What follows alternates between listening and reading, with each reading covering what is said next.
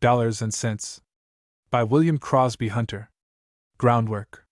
When you cut a melon, your friends will come with eager mouths and sit under your shade tree and help you eat it.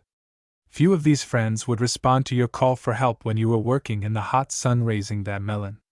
Many people accept the dividends and benefits of friendship but give you a cold shoulder when called upon for assessments of friendship. The world is full of young men whose objective is snaps. They are looking all the time for what they can get and not what they can give. To forge ahead, you must give value received. You can't draw out all the time. The employee must do what he is paid to do and then some. For it is this, then some, or plus that gets your salary raised. The employer and employee must realize that each must make profit. It is because there are so many ingrates and so many four-flushers that so few succeed. This book will be welcomed by those who are square, ambitious, and patient. It is not theory. It is not preaching. These chapters will be old friends to you, and you may read a few minutes or a few hours. You may read and reread as often as you wish, for you will always find some new truth impressed on you every time you read. Keep this book, carry it with you, and you will be benefited. Worry and fear will fade and peace and courage will grow within you the more you study these pages. The writer has been at it for 32 years. He has had successes, failures, joys, sorrows, and experienced the passions, the problems, the difficulties you have experienced. Since the age of 10 years he has been upon his own resources, and the 32 years since then have been years of study, working and playing, all blended into a happy life. The jolts, setbacks, sorrows, worries, fears, and discouragements are the things which made him strong. They were experiences. Smooth sailing doesn't bring out the stuff one is made of. It takes shadows to make sunlight appreciated. It takes reverses to make success. It takes hard knocks to polish you. This is a book of experiences, not one of theories. There is no attempt to make this a literary effort. All the writer hopes for or cares to do is to truthfully state facts and experiences in plain language. Study the thought rather than the expression. It is sense the writer wants to express rather than nonsense. The writer is happy to say that the previous editions sold rapidly and his friends not only read, but pass the word along. The way to get happiness is to make others happy, and the present of one of these books to a friend or employee is a quick way to get happiness. Let us go along together and consider some of the problems which we all have to face in our business as well as our social life. A volume could be written on each chapter. But volumes are tiresome, and herein you will find net values which are the result of boiling down. So now we have the groundwork of this book. We understand each other. Simply take these truths for their evident worth. You won't agree with the writer in all things, of course not. If, however, you get one truth that will help you, then you have been repaid for reading this book, and the writer has been repaid for writing it. Learn to say no. Look over the history of the thousands who have failed in business, and you will find in nearly every instance the failure was due to an inability to say no. People come to us under various guises and ask us to do things which in our better judgment we had rather not do, and too many have not the backbone to say no. We are led to invest in mining stocks and to embark in precarious enterprises because we cannot say no. We endorse notes and go security for our friends, not because we want to but because we cannot say no. There is a class of good fellows who are after us to join them in physical pleasures, the foregoing of which would be better for us physically, financially, and mentally. Too many join them because they cannot say no. It is rarely a man goes off deliberately and gets drunk. The lone drunk is usually the result of sorrow, sudden financial blow, or a hard jolt of some sort. The man who gets drunk generally does so because he cannot say no when bibulous friends press him to take a drink. The ability to say no, to refrain from going with the crowd, to decline to go downstream is, more than any other one thing in this life, the mark of a strong character. The one who can say no is going to succeed. Temporarily he may feel ashamed. He may find it hard to withstand the jibes and jeers and criticism of his friends for refusing to join them in things he should not do. Our old friend, the law of compensation, comes in here, for in proportion as a man has the ability to say no, who has the courage of his convictions, whose duty is to his body and his family before the temptations that surround him, So in proportion as there are few such individuals, these individuals stand out as marked successes. The manager of one of the biggest breweries in the United States has not tasted liquor of any kind in the last 20 years. Surely this man shows his courage, for his action in face of his occupation is a supreme test of backbone and ability to say no. The embezzler does not start out to do wrong. Some friends want to borrow money or someone needs financial aid temporarily, and either at the request of friends or because the individual has something he wishes to purchase and has not the patience to wait, he borrows from the firm by means of the ticket in the drawer plan. He repeats the operation frequently until his conscience is dulled, and he gets the habit. Some day he wakes up to find he has several tickets in the drawer, and resorts to extreme measures, trying to beat the races, or to win money by gambling on stocks or grain. One day he finds he is in a dickens of a fix. He sees no way out of it. He takes more money and skips out, only to be caught later on and made to suffer, and all this because he could not say no to temptation. Learn to say no. Set your jaws firmly and say no. The friends who go back on you and criticize you for saying no to the things that are hurtful to you are unworthy of the name of friends, and you can very well get along without them. Friends who ask you to do the things you should not do are the very ones who are of no service to you in time of need. The individual who says no regardless of the flings and taunts that are cast at him is the one who eventually makes a success. Character counts above all things in the business world. The banker extends credit on character oftener than we imagine. The banker knows how to say no. A man's credit and character are most important factors in business, and many a man without security has attained magnificent success through untiring energy, ability, character, and courage enough to say no. In proportion as you grow strong and unhesitating in saying no, the temptations and opportunities to say yes will lessen in number. Exercise your backbone and your jawbone, so you can say no and stick to it. Credit. No factor is so necessary in building up business as credit, and no factor is so necessary in building up credit as truth. It is comparatively easy to start credit, but the art is to keep credit. The young businessman who says, "I want no credit, I buy and sell for cash," makes a mistake. It is all right to pay promptly, but do not establish a spot cash payment basis, for later on, when you ask credit, your creditors will think something is wrong. Establish a credit whether you need it or not. It is a good advertisement and a frequent help. Be reasonably slow in paying your bills, but positively sure that you do pay them.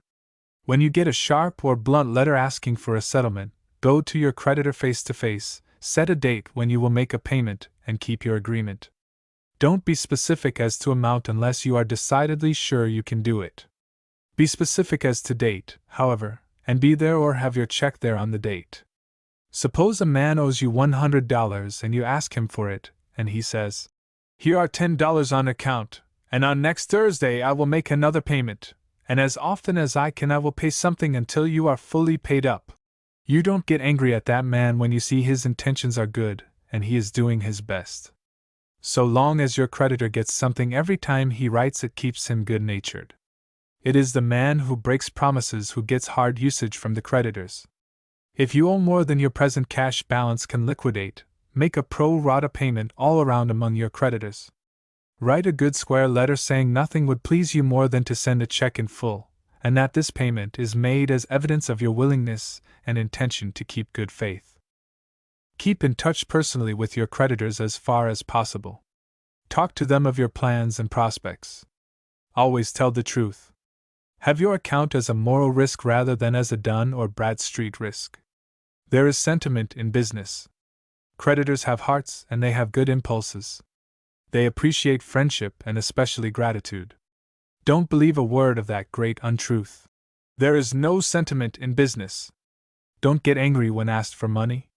Admit your slowness and tell your creditor that as an offset for your present slowness you have a good memory and a heart that appreciates, and some day your purchases will be much larger, and those who are your friends now will certainly get the benefit when the time comes that you do not require favors. An honest, frank, heart-to-heart talk is most valuable. The credit man keeps the truthful man in mind and his account under his protecting wing. The credit man glories with you, and has a distinct interest in your success when it comes. It often happens that the small bank or small manufacturer is the best place for the beginner to go for credit. You can get closer to the small growing creditor than you can to the big fellow who is independent. The big bank is cold-blooded.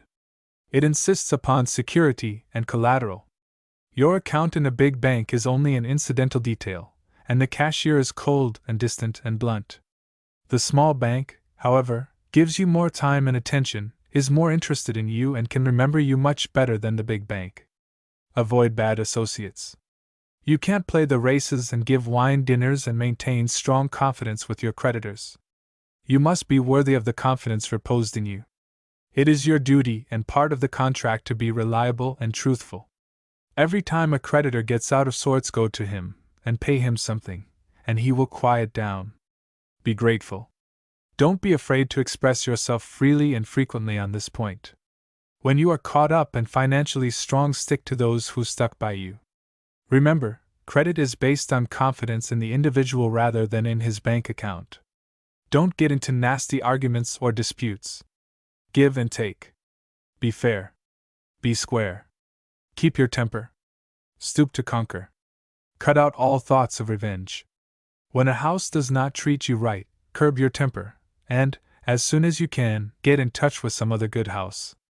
Tell the new house frankly why you changed. Credit is a subsidy, and it stands the hustling businessman in good stead. Many men have started in business with a capital only of ability, hard work, honesty, and good reputation. The use or abuse of credit determines whether a man will rise or fall. Keep your record clean, and if later you get on the shoals, your past will stand you in good stead. If you have been given to sharp practice or dishonesty, woe be unto you when you fall. Remember these things carefully. Keep in personal touch with your creditors, keep your promises, pay on account when you cannot pay in full, hustle, be honest, keep good company, don't gamble, don't be a sport. If you practice these virtues, offers of aid will come to you rather than flee from you. Never quit work. The average young man makes up his mind that at 50 or 60 years of age he will retire and take things easy for the rest of his days. The average young man makes a great mistake. It is far better to wear out than to rust out. To the young man, work is a drudge, a necessity to keep him alive. In middle age, work is an accepted thing and we are used to it, and feel rather the better for having occupation. In old age, work is a necessity to keep the mind and body young. There is scarcely a more miserable spectacle than the man of 50 or 60 who has retired with ample fortune. He loafs around the house, goes from one club to another, gets lonely, feels blue. He tries to kill time in the day looking forward to the meeting of his cronies in the evening. The cronies are busy in the daytime, and they have engagements and pleasures in the evening, so that our retired friend seems to be in the way. He finds that the anticipation of retirement was a pleasure, and that the realization is a keen disappointment. There is nothing, says Carnegie, absolutely nothing in money beyond a competence. When one has enough money to buy things for the home, for his family comfort and enjoyment, when he has sufficient income to take care of himself and his family, surplus dollars do not mean much. The businessman should prepare for his future so that if ill health overtakes him, he may have the wherewith to surround himself with comforts, travel, and the best of care. The man who enjoys pleasures of the home and friends, who trains up young blood to take hold of the business, who travels and enjoys himself as he goes along, has the right idea. We must learn to enjoy life now instead of waiting for tomorrow may never come. The man who cashes in, puts his money in bonds, and retires from all work goes downhill quickly, and feels he is of no use in the world. The farmer who moves in town to live on his income is a sorry individual unless he has a garden and chickens, or buys and sells farms, or occupies his time with work of some kind. The retired, non-working farmer who has moved to town gets up in the morning, goes to see the train come in, whittles a stick, loafs at the hotel or store, goes to the next train, talks of his rheumatism, goes to bed at 8 o'clock, and the next day goes through the same rigmarole. We have all seen these old codgers who have retired. They are not happy because they have quit their life's habit of work, and are rusting out. Occupation is the plan of nature to keep man happy, So when you have all the money you need, have some occupation or hobby to occupy your time. The man who retires from any active work is merely counting the days until he dies. When old age comes and your body or brain won't let you do or care for as much as you could in your younger days, then get lighter work or lighter cares. Keep busy if it is only raising chickens or gardening, or studying astronomy or botany. Keep at it as long as you can. Die in the harness instead of fading slowly away. Cultivate the reading habit in your younger days that it may be a pleasant occupation when your legs and hands grow feeble with age.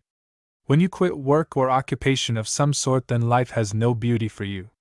Stand when selling. You can make your point clearer, you can talk with more force, you can impress and convince your customer better if you stand while he is seated. Have you ever noticed that when you are seated and the other fellow is standing, it puts you at a disadvantage? Try it sometime. Have you not noticed that if you are seated and your adversary is standing, when you get enthusiastic and wish to combat his argument, it is impossible for you to get in your best licks while you are seated? You involuntarily rise when you make your strong points and are full of your subject.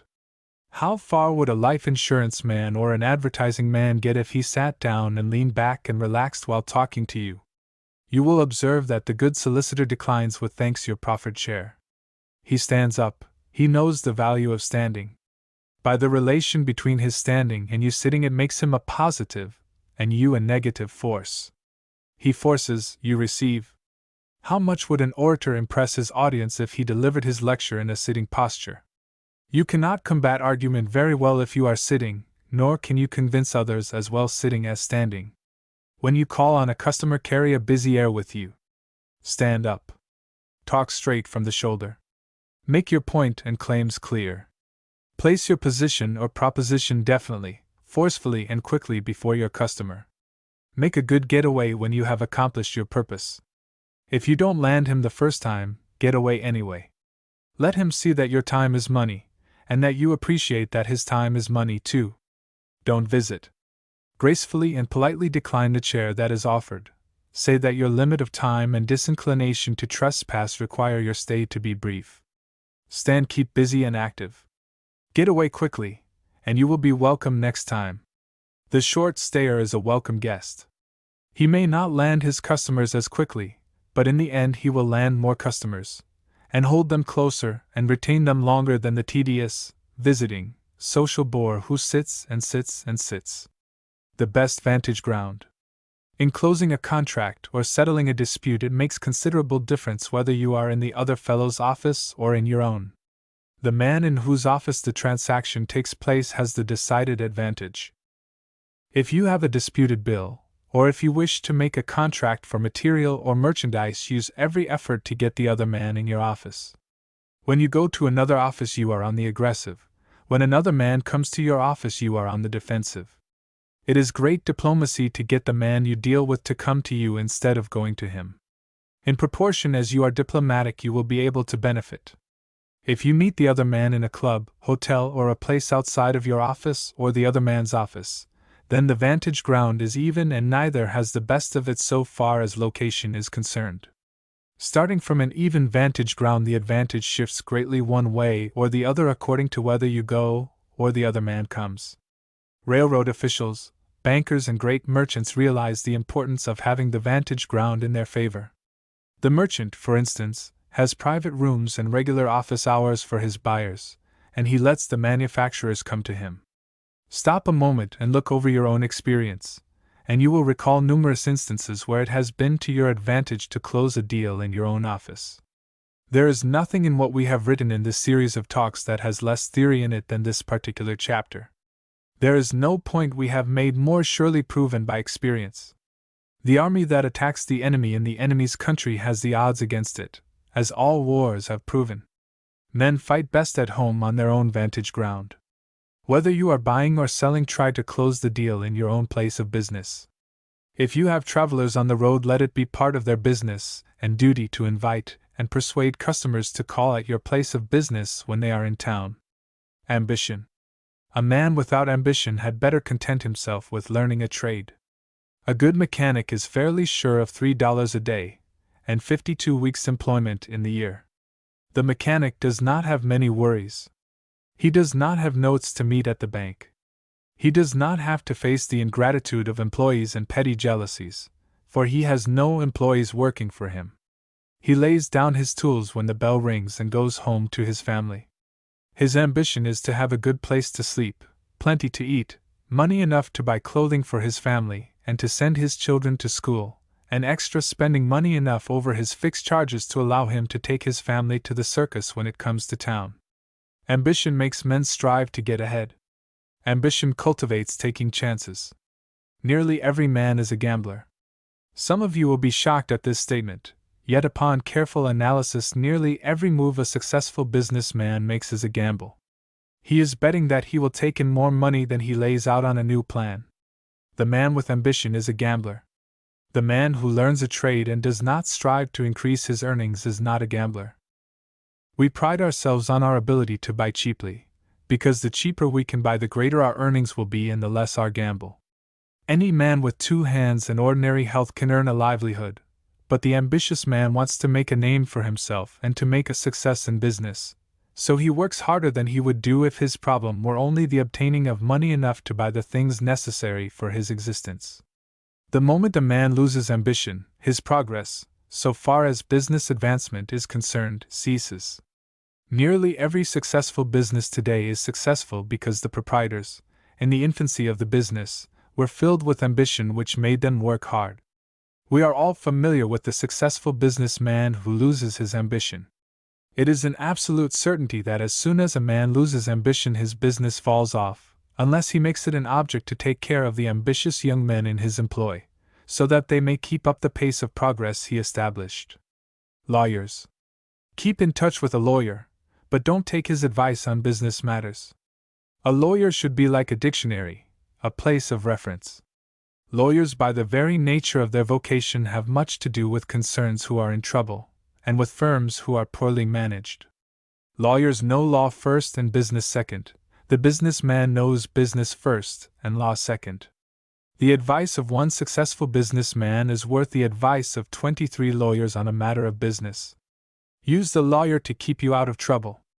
Let him see your contracts and the papers and agreements pertaining to leases, sales, purchases, royalties, and all documents which may from their nature be brought into court as evidence. These things are the ones on which to take the lawyer's advice. When you are pushed into a corner and must fight, then get the best lawyer, for in a fight in court, like a fight in the prize ring, the best trained and equipped man usually wins. It's more often the best lawyer wins than the best side of the case. Legal struggles seldom pay. Lawsuits take up time and money, and the result, even if in your favor, seldom offsets the time, money, and worry you have expended. The good lawyer keeps you from fighting. Many lawyers, however, are grafters, and they advise fight, for they win whether you do or not. Settle disputes even if you are imposed on. There is little satisfaction in getting a judgment for $100, when your lawyer's fees are $50 and you have expended $200 worth of time and worry over the case. Ask your lawyer's advice on the legal status of your operations, and not on business propositions. If you are a success in business, that is an evidence, generally speaking, that your judgment is good. You can get all the advice you want for nothing. If you state a case and lay out a proposed plan, and then ask your friend's advice on the subject, you can safely count that 9 out of 10 will say that your proposition is all right as outlined by you.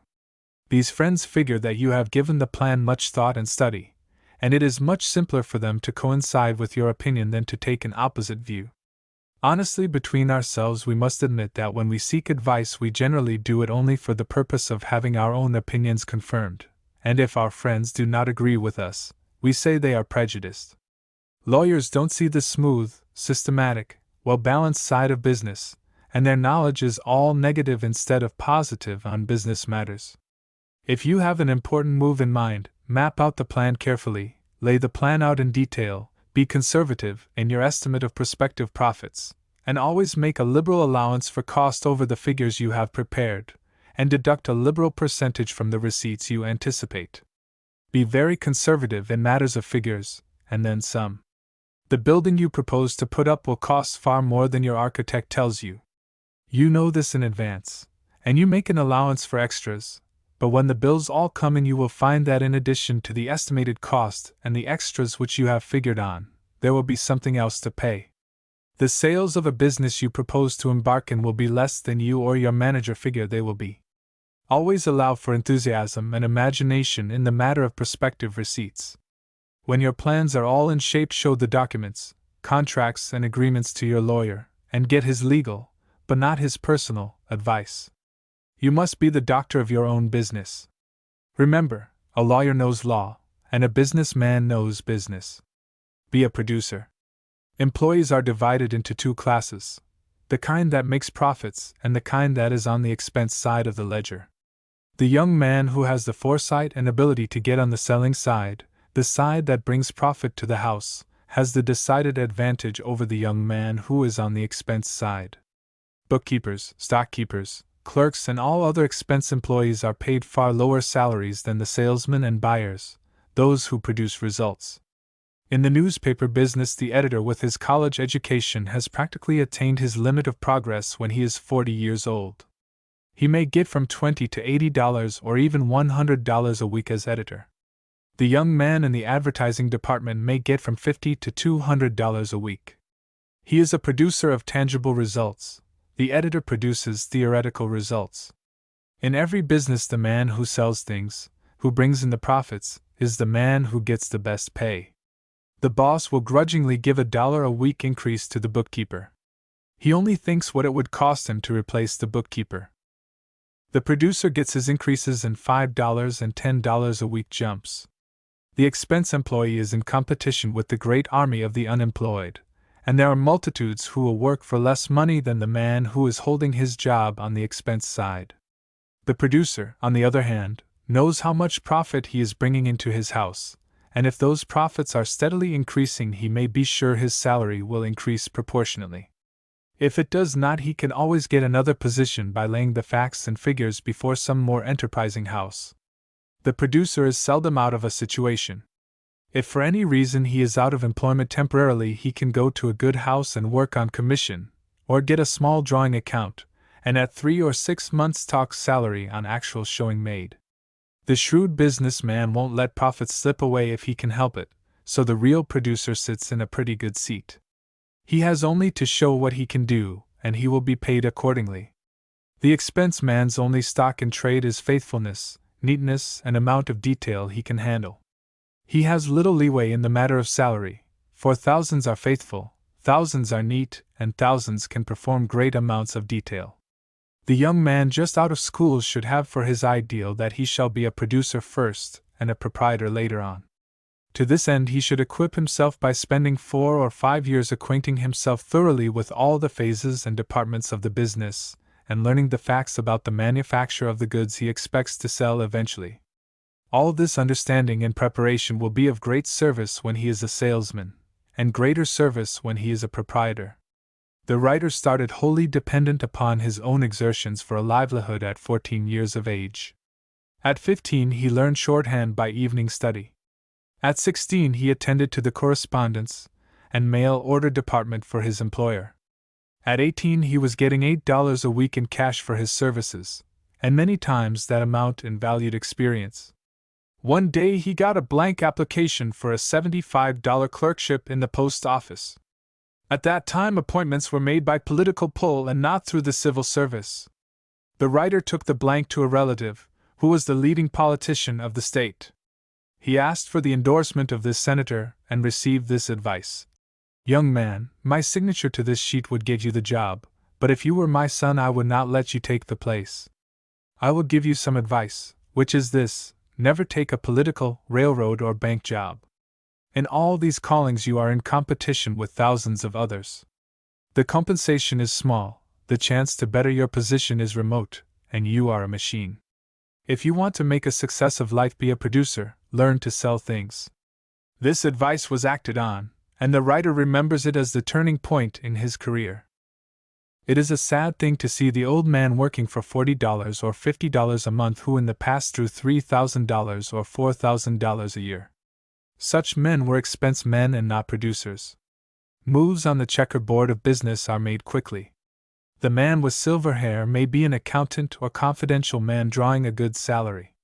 Something happens, his firm goes out of business or sells out, and our old friend is left without a position. He has been used to the comforts and associations a good salary allows, and now he finds himself out of a place and faces the necessity of starting over again, and his competitors are young and active men ready for the battle of life. The old man out of a job goes around amongst his friends. The friend can do nothing but gives him a letter of recommendation. He is passed along from one to another until he is footsore and heart sick and weary of it all.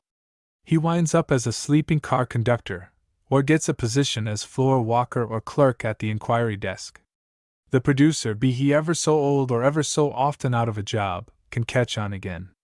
He gets his job on results, and not sympathy. Businessmen are on the lookout for producers. Young man, learn to be a producer. The man, not the plan. We are prone to give credit to the plan as being the thing that makes a successful business. It is not the plan, it is the man behind the plan that is responsible for the success. The man who has a well-defined ideal, who hews to the line, who eliminates all deterrent influences, who concentrates his energy on his ideal, who bends his efforts towards the one thing is pretty sure to accomplish his purpose. We often see a man make a marked success in a field that others have considered barren. Take a small town, for instance, where there are many retail stores. The people of the town will tell the prospective merchant that the town is already overcrowded with stores, that none of the stores seem to be making more than a bare living, and that it would be impossible for another store to make a success, on account of the already overcrowded conditions, yet the right man comes along and starts a store in that town and makes a marked success. If the plan were the making of success, all an enterprising businessman would have to do would be to pick out some plan which was successful and then imitate it. The great ocean of business has many derelicts on it as a result of copying plans. It is a part of the law of compensation that the man who originates a plan and carries it to successful conclusion has a patent on his business. This patent is his individuality and good business equipment. The man who steals his plan physically is unable to steal the mental end. Since men have recorded facts in the shape of history, we find that men have made successes of plans and businesses that have been discarded by their predecessors as played-out plans. When a plan is presented to you, do not calculate the outcome by the plan, but by the man. Two banks may start side by side with exactly the same office furniture and exactly the same business operations. They use the same kind of money, they make loans on lands or on securities. The operations of these two banks may be as closely identical as possible, yet within 10 years one bank will have considerable surplus, and the other may be out of business. If the plan were the measure of success, these two banks should fare equally well, but the fact that they differed so materially is in itself evidence that the success is determined by the individuals and not the plan. The illustration of a bank may be carried into other lines: merchandising, manufacturing, or railroading. Compensation. The law of compensation is, you pay for what you get, or you get what you pay for. This law says if a horse can run fast it can't pull a good load and vice versa. This law says a horse cannot go fast far. It says that for every sorrow there is a joy, for every positive there is a negative. Where evil exists there is some good to offset it, says compensation. The law of compensation is the measure optimus use, and in nearly every chapter we have written in this series, compensation will be found as a groundwork. You can't get away from nor violate this rule of compensation. It is not new, it is as old as creation itself. Centuries ago it was expressed this way: whatsoever a man soweth that shall he also reap. Too many try to ignore this great rule, they try to get something for nothing. You may eat first and pay afterwards, or you may pay first and eat afterwards. You may play the butterfly, sip life's sweets, and sow your wild oats now, but payday will come and maybe you will be unable to pay. You may spend your income now and suffer want later on. You may work hard now and play as you go along. You may have happiness each day you live. You can make life worth living if you work. Happiness is compensation for work, no happiness. You may have what you want, but you must pay for it. Millions cost happiness and often cost health too. The dinner is properly balanced when it has sweets as well as substantials. The sensible person finds the dinner is better if the sweets come after the substantials. To violate the law of compensation is to eat the sweets first, and then the substantials, and by this law the substantials do not taste good when they are eaten after the sweets. The man who procrastinates is violating the law of compensation. When you see your duty, attend to it at once. The boss. By the boss we mean the active proprietor, the executive head, the owner of the business. He is sometimes called the old man. The success of an institution depends largely upon the example set by the boss.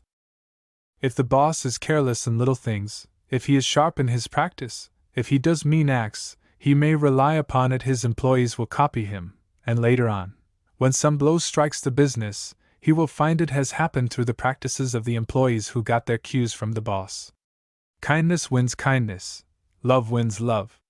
If the boss is generous and charitable, if he sets a good example, he will have an esprit de corps among his employees that is of incalculable value. There is not one chance in 1,000 for the boss to make a success unless he has risen to the position of boss, and climbed and earned his position through steady progress. The boss must know how to do the things he hires others to do. The boss who can show an employee his error in a kindly manner and point out a better method, leaves a good feeling in the heart of that employee. The boss who shows his heart to the employee and is concerned in the things not necessarily business will be repaid 1,000-fold in loyalty and willingness on the part of the employee. Employees deeply appreciate consideration, and especially the little kindnesses which are not what might be called business practice. The boss should not be too far aloof. He should be just head and shoulders above those working under him. He should be just far enough above that he stands out as a commander. He should be willing to grant an audience to an employee and should work with him. The boss should say we rather than I. He should talk with the employees and not down to them. He should make each individual under him feel that he is part of the institution and an element in its success. Remember this: employees watch the boss and they copy him. Where you find hard-working employees, you will find a hard-working boss. The boss cannot run the whole business himself. He is dependent upon willing hands, and in order to get willing hands, he must have willing hands himself. If the boss is alert and discovers wastes and leaks in his business, the employees will discover them too, and the business will receive double benefit. Sizing up things. One of the most necessary as well as beneficial practices a man can have is to take 15 minutes to an hour each day and devote the time to sizing up things, to planning the day's work for the morrow, to threshing the wheat from the chaff, to reviewing the accomplishments of the day. Sizing up things can only be well done in solitude. The benefits of sizing up things in solitude are so great it is a wonder more has not been written on the subject. Plants grow in darkness, yet the common understanding is they grow in sunshine. The sunshine is absolutely necessary for the growth of the plant, but the real growth is done in the quiet darkness. A man's brain develops in solitude, yet bustle and crowds and business activity are as necessary to the man as sunshine is to the plant. The real brain and moral growth takes place in solitude. Here again we must remember the law of compensation, for if a plant had all sunshine and no shadow, and if a man had all hustle and bustle and no solitude, it would be like a machine without a governor. The man and the plant would run so fast something would have to give way. On the other hand, compensation says that if a man is too much in solitude, or the plant too much in darkness, they will wither and die. Man has always had strong admiration for the strong individual, whether bird, beast, fish, plant, or human. There are two kinds of birds: the kind that lives in flocks, like the blackbird and the wild duck, and the kind that lives by itself, like the eagle. Amongst birds, the eagle is chosen as an emblem for the flag, and never the duck or blackbird. Amongst beasts there are two classes: the herd kind like sheep, and the strong individual, like the lion. The lion is the symbol of strength and courage, the sheep the symbol of innocence and simplicity. The lion appears on coat of arms but not the sheep. In the fish family there are two classes: the kind that lives in schools, like the mackerel, and the kind that lives by itself, like the whale.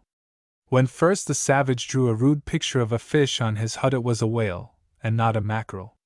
We do not find the mackerel's picture excepting at the fish dealers and on the menu, and then only because the mackerel is good to eat. Among trees, the one that attains great proportions and beautiful symmetry is yonder giant oak, or elm that grows in the open. It needs room to breathe and grow.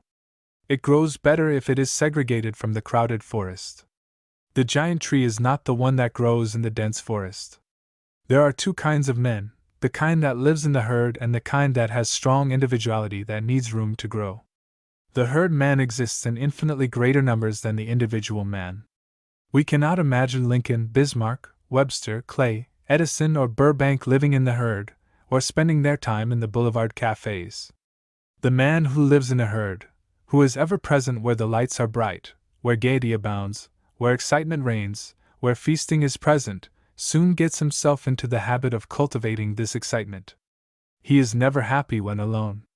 The brain never sleeps, and something must occupy it. The herd man fills his brain with frivolous things, he seeks constant excitement. He is like the plant always in the sun, he burns himself out. The great man with the individuality is great because he has always spent plenty of tune by himself, sizing up things in solitude. Sizing up things makes the brain grow and makes it stronger. The universities of this country tend in a great measure to produce the herd man. The students dress alike. All have the same mannerisms, all have the same tilt to their hats, and all the same turned-up trousers. They feed at certain restaurants and crowd in flocks. Very few college men learn the benefits of sizing up things in solitude until in after years. On the other hand, the student in the school of practical experience does not copy his fellow students.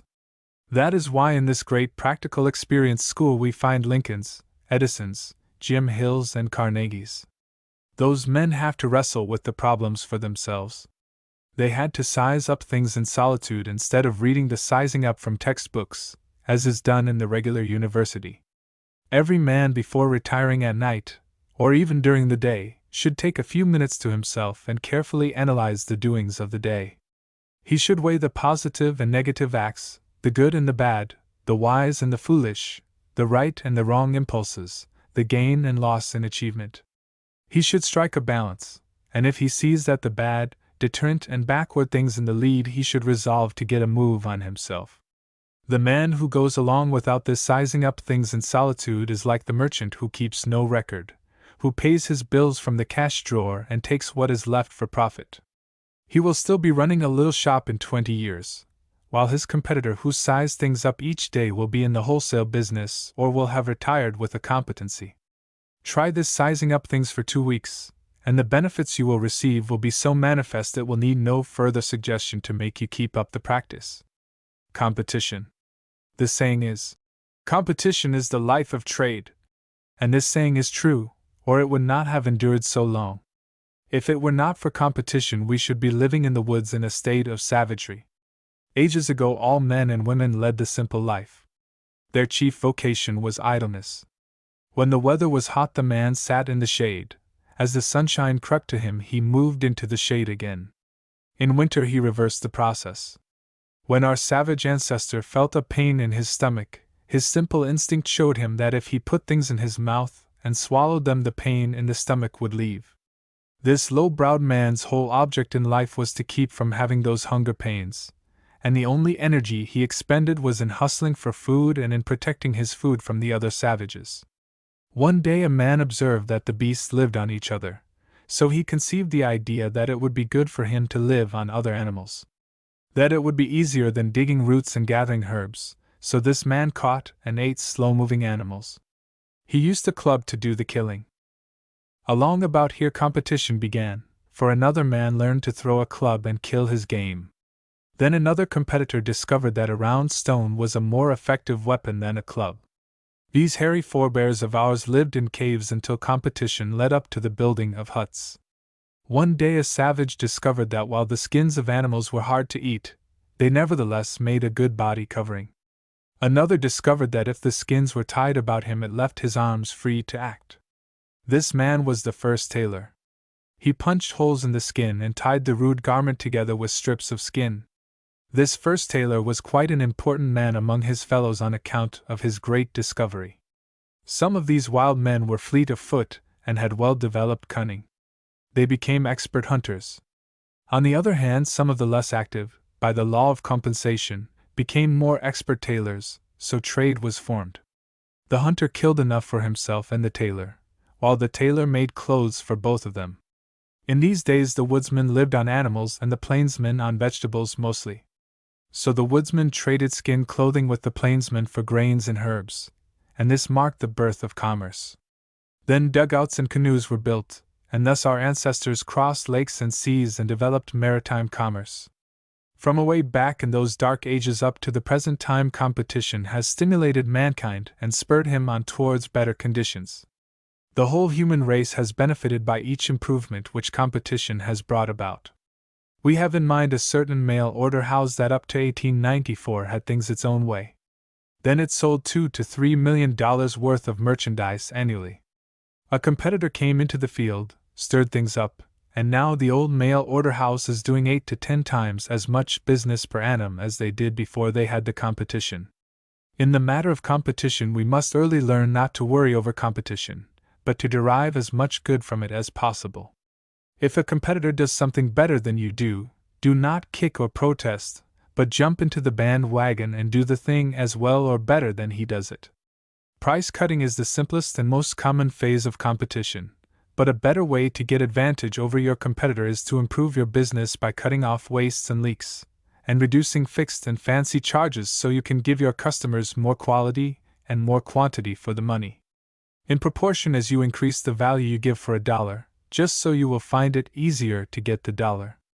Do not regard competition as hurtful to your business, but rather look upon it as a pacemaker for you.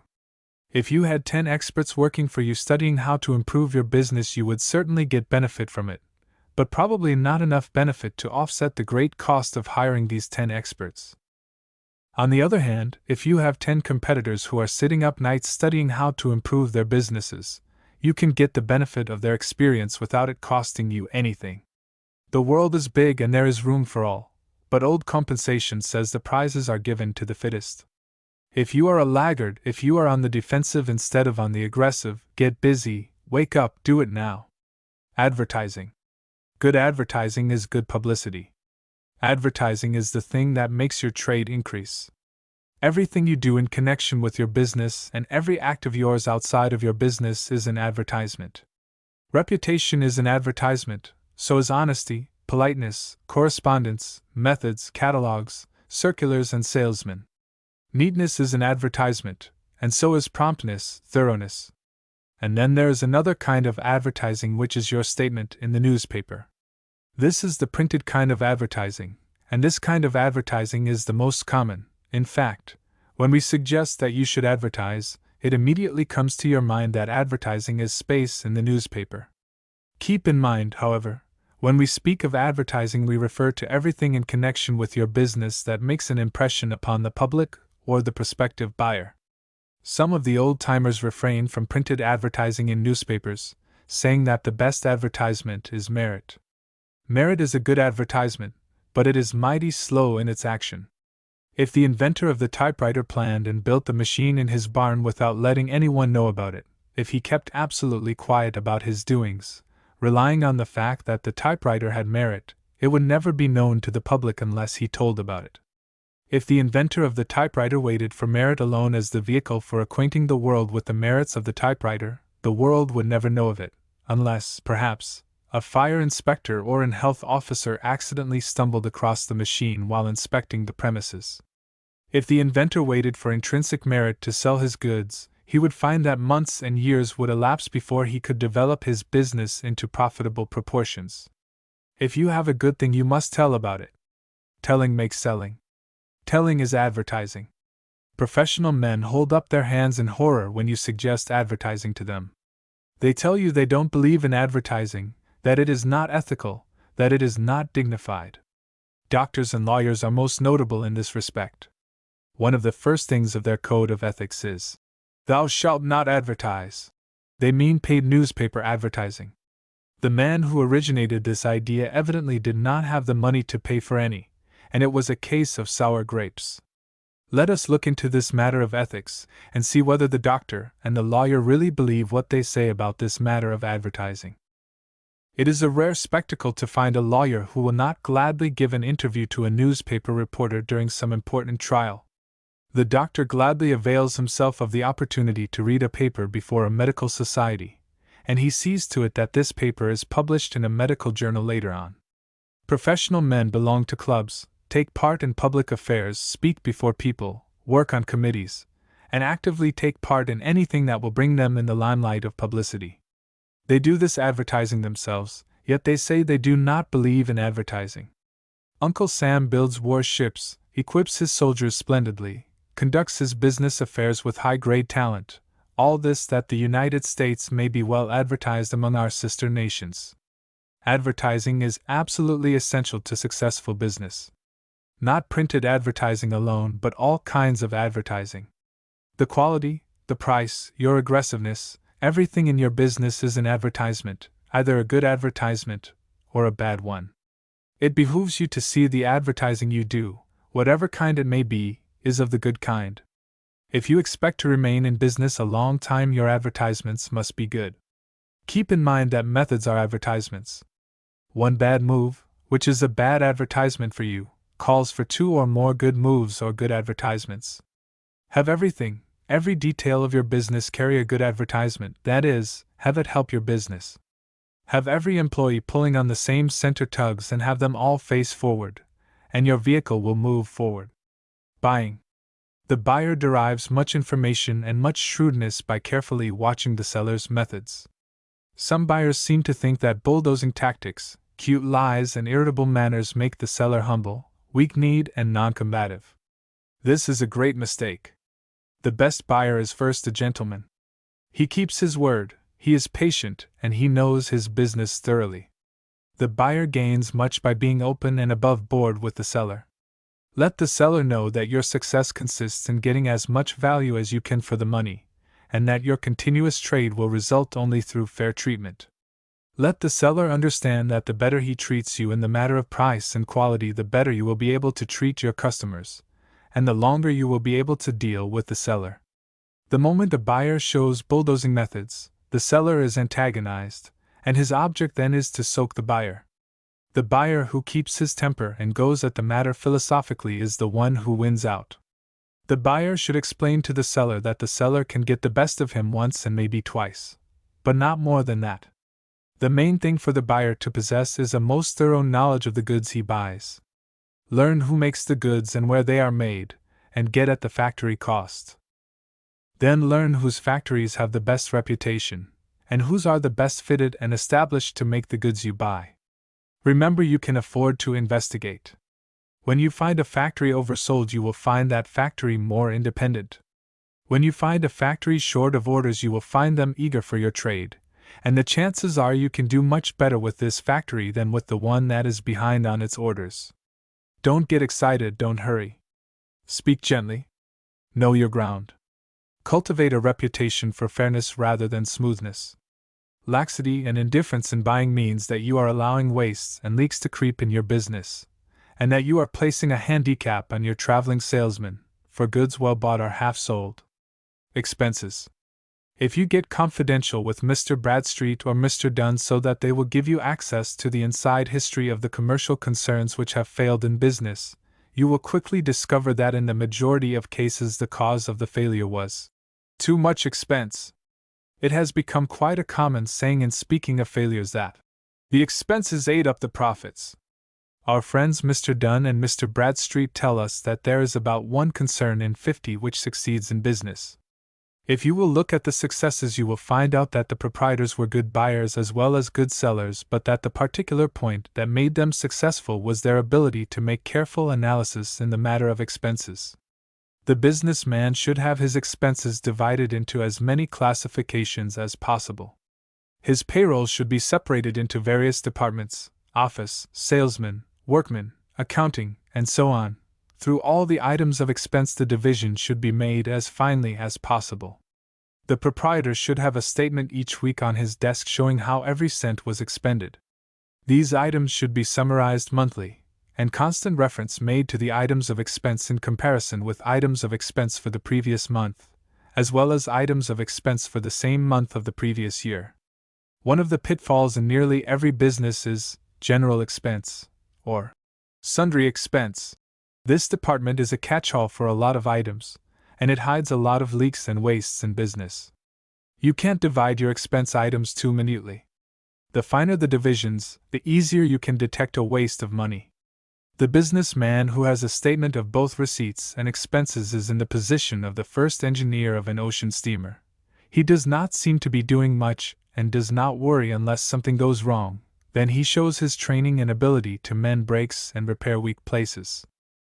If the businessman analyzes his sources of income into several divisions the same as he does his items of expense, he will find it an easy matter to correct errors that creep in the business. He does not have to worry about those items of expense which show minus, nor about those items of receipts which show plus. With a finely divided sheet of both expenses and receipts, you can quickly determine where the profit is coming from and where the leaks appear. If an expense item shows plus, you can run down that item and see reasons for it, and endeavor to bring down that expense. If a receipt item shows minus, you can run down that item and endeavor to increase the receipts. The writer has a little printed card on his checkbook, and it reads, "Drive the axe into expenses." It is a constant reminder to stop the wastes. The only real success that comes to the businessman is the profits at the end of the year, that is, the amount of money he makes net. It is easier to increase profits by cutting the expenses in many cases than it is to increase profits by increasing sales. And here let us remark that on this subject, as well as all the other subjects we are writing about in this series of articles, we have in mind the matter of common sense, temperate action. Extremes carry things too far. You must not cut the expenses beyond the point where it seriously interferes with the sales. If you are interested in this matter of expense, and you certainly should be, take up your items of expense for last month or last year, go over the cost of help, the cost of raw material, and the cost of manufacturing. Go over each branch of your expenses, analyze the items carefully, look into every point thoroughly, and we will guarantee that at the end of your analysis you will see where you can save a respectable sum in the operation of your business. In going into this matter of expense, do not take all the items at once, but take each item up separately and go through it thoroughly. Do not assume that you are paying too much for everything, but use good sense and good judgment, and see that you get your money's worth. Take the item of wages. Look over the individuals in your employ, and you will see a place, for instance, where 2 persons can do the work 3 are now doing. Remember, it is generally true that where 2 persons are engaged in handling a certain department, and they are overworked, the tendency is to give them additional help. When this is done, you will find thenceforth all 3 are busy. In other words, each of the 2 persons who were formerly overworked ease up and do less work the moment the 3rd person is given as assistant. You have noticed that where you put 3 employees to do the work formerly done by 2, it is almost impossible, if you take the employee's word, to get 2 employees to do the work after 3 have been doing it. The work should push the employee. The employer should get full capacity of his employees. Look over your payroll and make up your mind that here and there you are going to employees and ask them to help you save money, and at the same time you will let them earn more money for themselves. You will find that this plan works admirably. For instance, if you have 3 employees getting $10 a week each, go to the 2 who do the most work and say to them, "If you can do the work of this department with 1 less employee, I will give you each $3 a week more." In this way you will pay 2 employees $13 a week instead of 3 employees $10 a week each. This will save you $4 on that particular part of your payroll. If you save proportionately all through your payroll, it will make a decided profit in itself. Saving can also be made in the payroll by taking one of the heads of the department into your confidence and letting out the work to him by contract, offering to give him 1/2, or 1/3 or 1/4 of the amount he can save in his department. It is surprising to see how different his argument will be when his pocket is affected. For instance, in the past he explained to you that his department is behind in its work because he has not enough help. He has been asking for more help right along, but never asked that some of the help be laid off. If, on the other hand, you say to him you will give him 1/3 of what he can save in the matter of wages in his department, you will instantly notice that his whole argument and attitude change. He discovers that he has ability to pick out employees who do the most work, and lets out the four-flushers and idlers. Remember that as a rule the best paid employees are the cheapest. You can well afford to pay the heads of your departments more wages if they can save you more money. A manufacturer should divide the number of completed articles done per day or per week by the amount of wages paid, and find out what the wage item is in each department per article. Suppose that under your present system it costs you 80 cents in wages per article in Department A, 60 cents per article in Department B, etc. Explain to the foreman of Department A that it is now costing you 80 cents per article for wages in his department, and to the foreman of Department B that wages are costing you 60 cents per article in his department. Tell these employees you will give them 1/3 or 1/2 of whatever they can save in their departments. You will find Department A will cost you from 70 to 75 cents per article thereafter, and Department B from 50 to 55 cents per article, and in the meantime the foreman of the department is making more money for you, and likewise making more money for himself, than under the old system. This matter of expense is most important, and should have the most serious attention of the proprietor. Advice. One of the things most frequently asked for, and yet one seldom made use of, is advice. 99 times out of 100 the man who comes to you for advice as a matter of fact really wants to have his own opinion confirmed. Do not go around with a pocket full of advice offering it to everyone. If you advise a man to change his habits or manner of life, he will resent your proffered aid. The best way to give advice is to take another fellow for example and hit your friend through the illustration of the other fellow. Let him discover the point himself rather than let it appear that you are telling him the thing.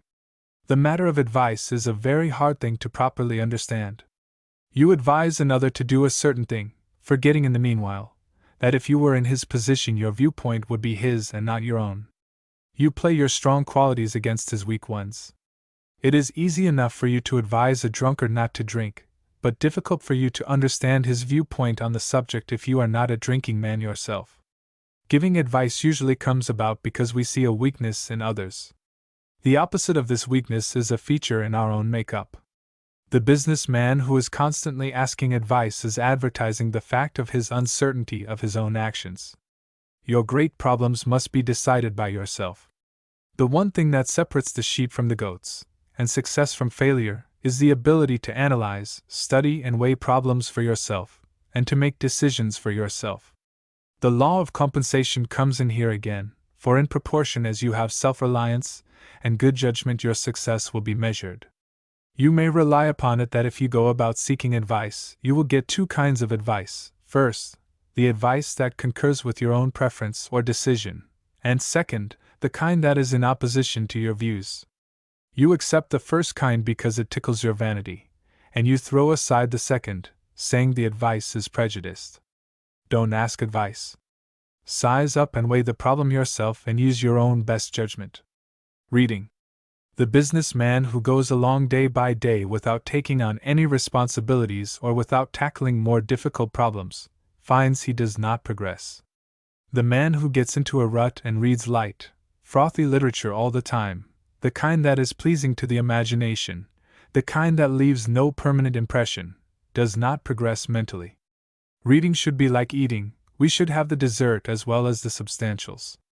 It would be a great mistake to eat dessert alone, and it is certainly a mistake to read light, frothy reading matter alone. One of the prime requisites to a successful career is concentration of thought. Few things will dissipate thought as much as overreading of newspapers. The newspaper starts in with the first page, and by the time you have finished the last column or the last page you may have read 100 articles, each one of these articles touching on a different line of thought. The daily newspaper contains climaxes of all kinds. Each article is a distinct change of thought. The daily newspaper gives us statistics, sorrow, laughter, crime, passion, death, lies, humor, and so on, all through the gamut of the scale of human experience. The man who craves the newspaper soon finds his line of thought frequently interrupted, sidestepped, drawn, cut off, and dispersed. Abundant evidences are at hand where the book reader acquired the daily newspaper habit, and reads the daily to such an extent that it is impossible for him to read books thereafter. He has broken his continuity of thought, and when this happens book reading is impossible. Everyone should read 2 or 3 or more books at a time. One should be an interesting book, whether history, story, or comedy, so long as it is well written and along lines that will hold one's interest. One should read one book after another of this sort as a dessert for his dinner, as it were, but along with it he should eat substantial food in the nature of substantial reading. Do not read yourself to sleep at night over a light novel. Read your novel for an hour or so, then take up your old philosopher or scientist and read a page, or as much as necessary to find some thought clearly expressed so that it will be burned into your mind. That thought will remain and will be of service to you in years to come. Read daily newspapers scantily. Read items concerning the business you are engaged in. Read the doings of Congress and the important events of the day. Go over the headlines, if need be, and eliminate all those shocking stories of crime and sordid influence. Do not let yourself get into the habit of reading the details of horrible crimes and bad impulses and criminal acts. Skip over all the details of hangings and murders. They are weeds in the mind that choke up the beautiful flowers of thought. Remember, everything you read depresses or elevates, and in proportion as you accustom yourself to read substantial matter, so in proportion you will progress in this world, and have a flood of thoughts at your command when requirements come upon you calling for clean-cut expressions. You will write better letters, you will converse better, you will enjoy social intercourse better if you read helpful reading matter from books and read newspapers very sparingly. Argument. Not once in 1,000 times will one man convince another in an argument, and the benefits you get if you do convince the other fellow will not compensate you for the waste of energy expended on the other 999 times when your efforts failed. You convince a man against his will, and he is of the same opinion still. There is a mighty lot of difference between argument and reason. You may accomplish more by dividing your case into 1 or 2 good reasons and telling your adversary that you will not argue the case, but you will let him look at these reasons, and when he takes it up logically you will have no fear of his conclusion, for truth must triumph. While argument itself is a footless proposition, it is infinitely more so if your argument is with those of less mental caliber than your own, for by the law of compensation, in proportion as a man is ignorant, he makes up in perversity and lack of analytical ability. Do not stoop to contend with those who have no standing, mentally, morally, or physically. It is a waste of time. If it is your purpose to change a man's opinion, do not try to do it by argument. Study the ground carefully. State your points with preciseness, make careful analysis of every phase of the situation, take up the matter point by point. Start with your adversary by getting on ground on which you both will agree. Take up the points on which there can be little chance for differences of opinion. You will find the other man will get in the habit of agreeing with your propositions, and that his antagonism weakens. State facts that are right and truthful, and are so plain that the truth will be self-evident. After you have made several propositions on which the other man agrees with you wholly, then make a proposition that is 90% his way and 10% your way. Gradually increase that 10% until you swing him around so that he sees the truth. He then imagines that he has made the deduction himself. Remember, you can swing the biggest ship around by a steady, slow, gentle pull. On the other hand, a sudden strain on the hawser would produce no effect whatever on the ship. The man who wishes to convert another to his way of thinking must be a diplomat if he is successful. Do not get excited, keep cool and collected, be sure of your ground, be positive in your assertions, make the whole matter clear, and use good judgment, sound reason, and clear logic. Speculation? You are playing against odds when you speculate. The only man who has a sure thing on the Board of Trade or Stock Exchange or the race track is the man with the Wienerwurst privilege. The successful businessman someday wakes up to the fact that his bills are paid, and that he has surplus money. This surplus money should be used for investment purposes and not for speculation. Of course, it is hard to draw the line where investment leaves off and speculation begins. When you speculate on margins, you are like the fellow holding on a bear's tail as it runs around a tree. If you lose your hold, the bear will get you. The man who makes an investment, buying stocks or real estate and paying cash for them, does not have to worry about the market. Prices may be up or down, but the man who has paid for what he has bought will sleep well. You can't beat the speculation game. The only ones who make a success, and their success is ephemeral, are those who make speculation their whole occupation. The professional speculator is merely a high-grade gambler, and he always winds up a loser. Go to the stock exchange or the board of trade and you will see at either place a half a dozen old fellows hanging around. They are all men who have seen better days. A little inquiry and diplomacy on your part will bring forth the fact that these men were once prominent figures on 'change. When you have more money than you need in your business, buy good farmlands out west, or good timberlands. No man ever bought good farmland or good timberland at the prevailing market price and lost money eventually. Of course, at different seasons of the year the price of land may go down a little temporarily, but the moment a good crop comes in, the price goes up again.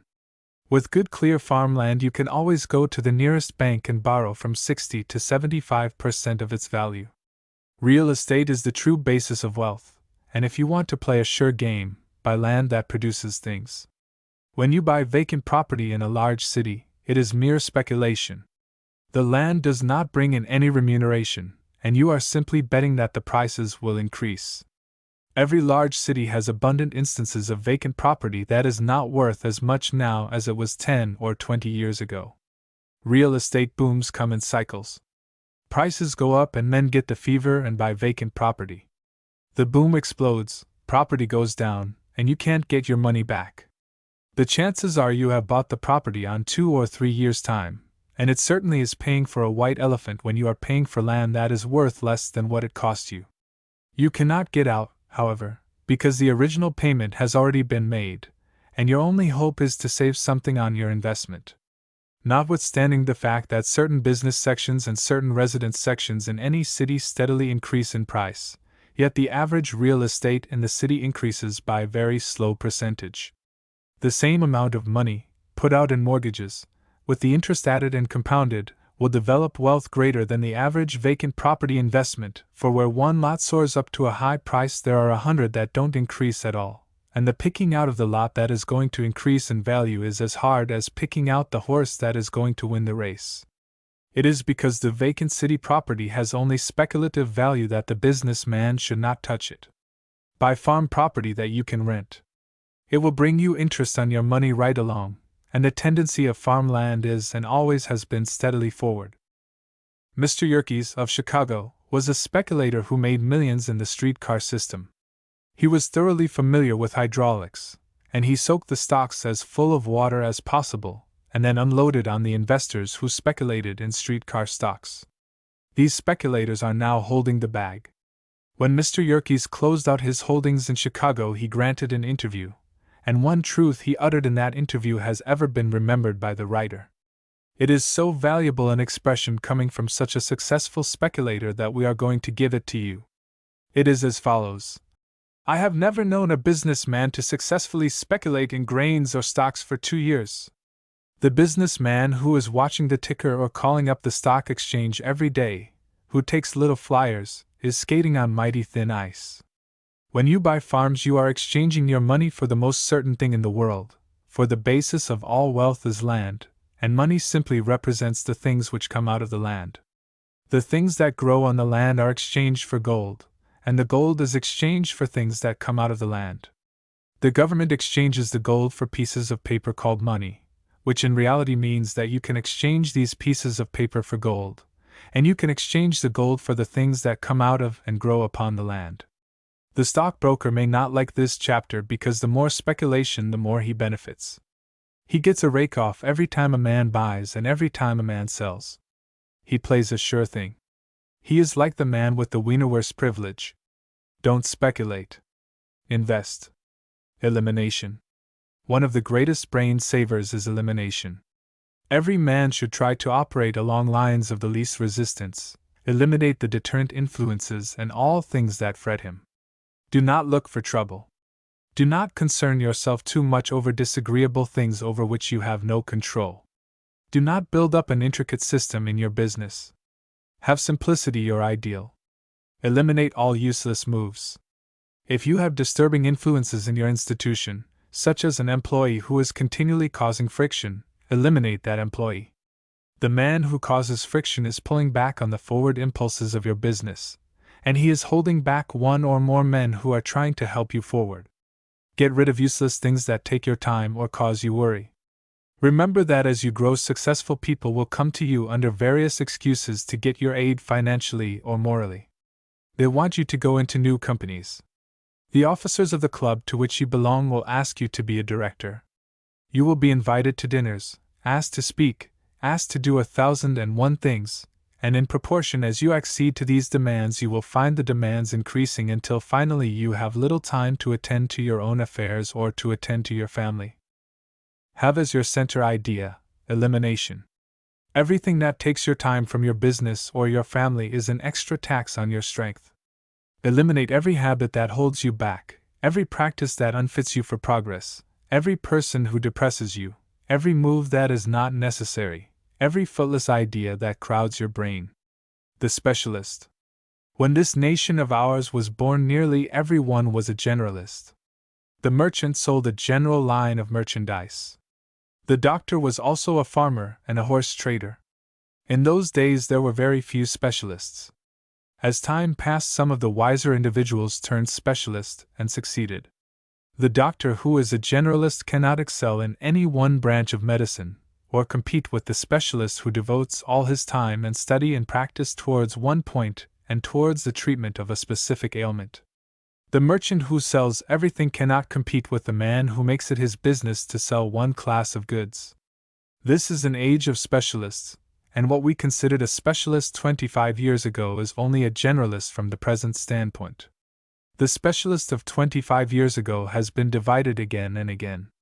The best doctor today is one who doctors the eye alone, the stomach alone, or the nerves alone. He can do more for you and knows more of your case in 5 minutes observation than the generalist would in 3 months. With the keen competition of these days, it is necessary for the individual to be a specialist in business.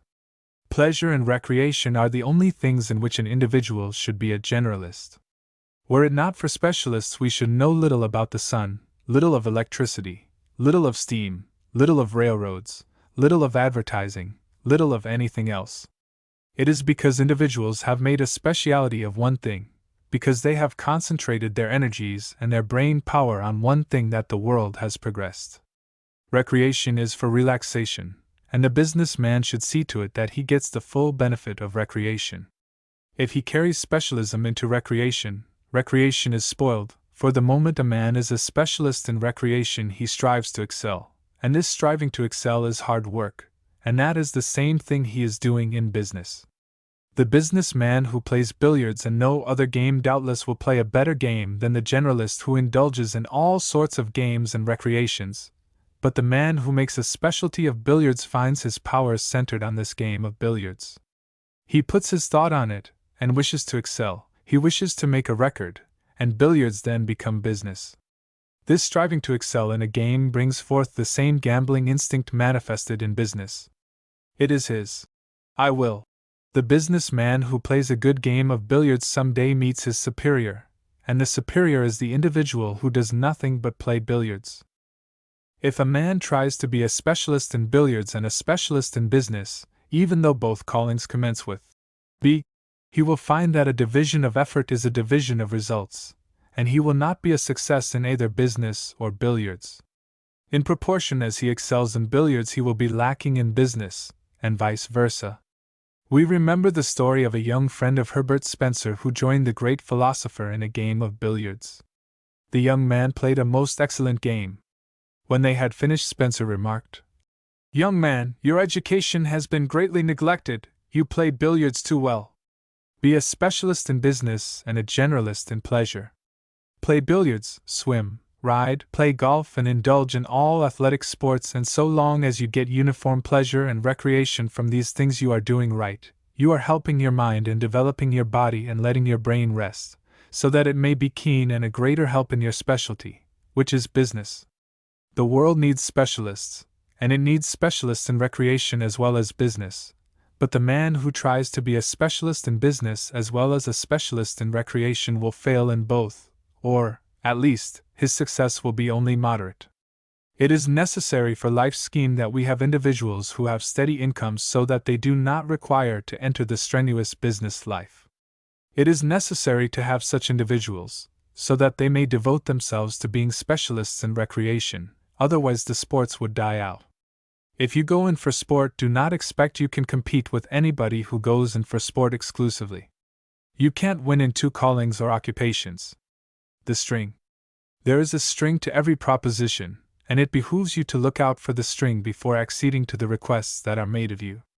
When a stranger comes and offers to do things for you, to let you in on the ground floor, or assures you that he is working for your interest, you may be sure there is a string to his proposition, and the string is that, as a matter of fact, it is himself instead of you he is looking out for. Don't bite at the chance that is offered you to get something for nothing. The biggest kind of a string is always in such a proposition. Remember this, that people are selfish. Each man looks out for his own interest, and even if he is protecting your interest, it is because his own interest will be better conserved by looking out for yours. Don't decide on important matters too quickly. Don't get tied up in big contracts with strangers until you have found every strand of the string. Don't be too suspicious but hunt for the string. It pays to be very conservative on all matters in which others are interested. Sometimes the string in the proposition is legitimate, and the other fellow may be more interested than you are.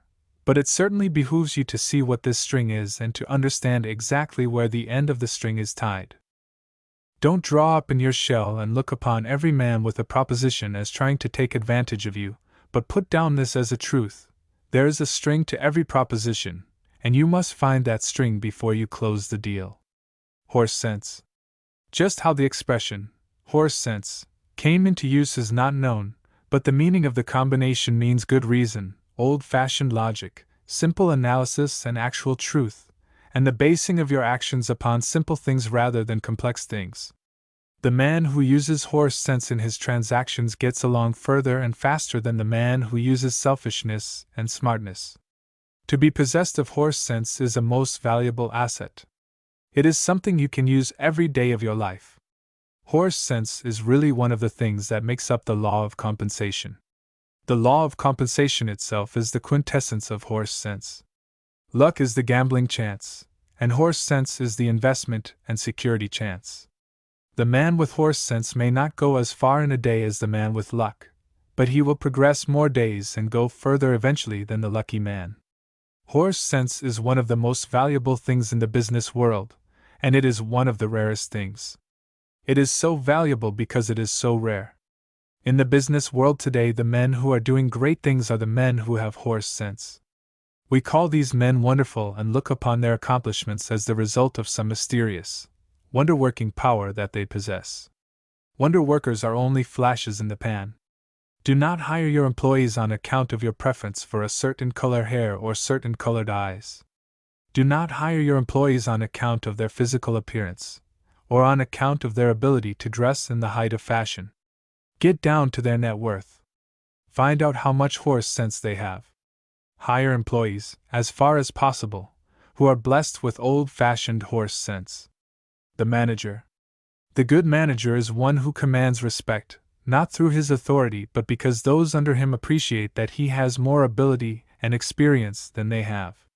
The selection of a good manager is very important, for the success of one's business depends upon its management. The proprietor cannot do all the things himself, and he must rely upon his lieutenants. Give a certain class of work to 10 girls. Put them in a room by themselves with no one in authority. Come back next day and you will find that there is one girl who is laying out the work for the others. There is something in this girl that makes her a natural manager, and there is a certain instinct amongst the rest of the girls that makes them acknowledge this one girl as their superior, and the one to go to for advice. This natural leadership is the quality the manager should possess. Above all, the manager, like the boss, must know how to do things he hires others to do, and the things we have said concerning the boss is likewise true of the manager, for the manager is the next step below the boss. The successful boss would not have obtained his present position if he had not been a good manager previously. Let the manager read thoroughly our chapter on the boss if he has ambition to be boss someday. The mistake frequently made by the manager is to take credit himself for the work done by those under him, for such a manager may be sure that sooner or later his position in this respect will be found out, and to his surprise he will find that the employee who has been doing the things for which he has taken credit will take the manager's place. Employees are quick to detect this spirit in the manager. They see that their own efforts are not known to the boss, and it makes them indifferent, because they see no appreciation for what they are doing. On the other hand, if the manager says a good word to the boss concerning an employee who has shown marked ability, it redounds to the manager's credit that he is liberal enough to give credit where it properly belongs. Truth will out as sure as the sun will shine, and the manager cannot conceal his subordinates' abilities and pass them off as his own for any length of time.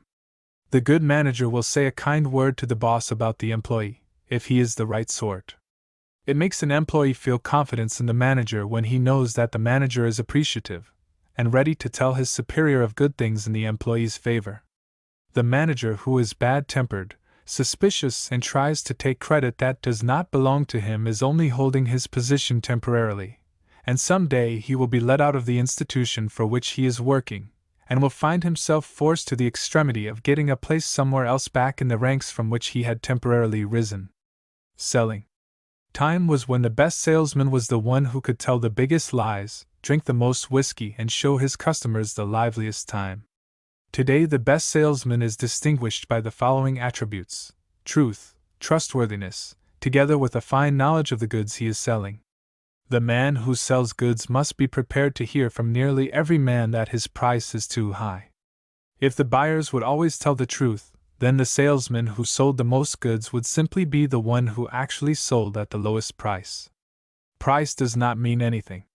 Price is high or low only when quality is taken into consideration. The man who sells merchandise, or advertising, for instance, must be thoroughly acquainted himself with the thing he sells. He must be reliable, he must give good measure, he must keep his word.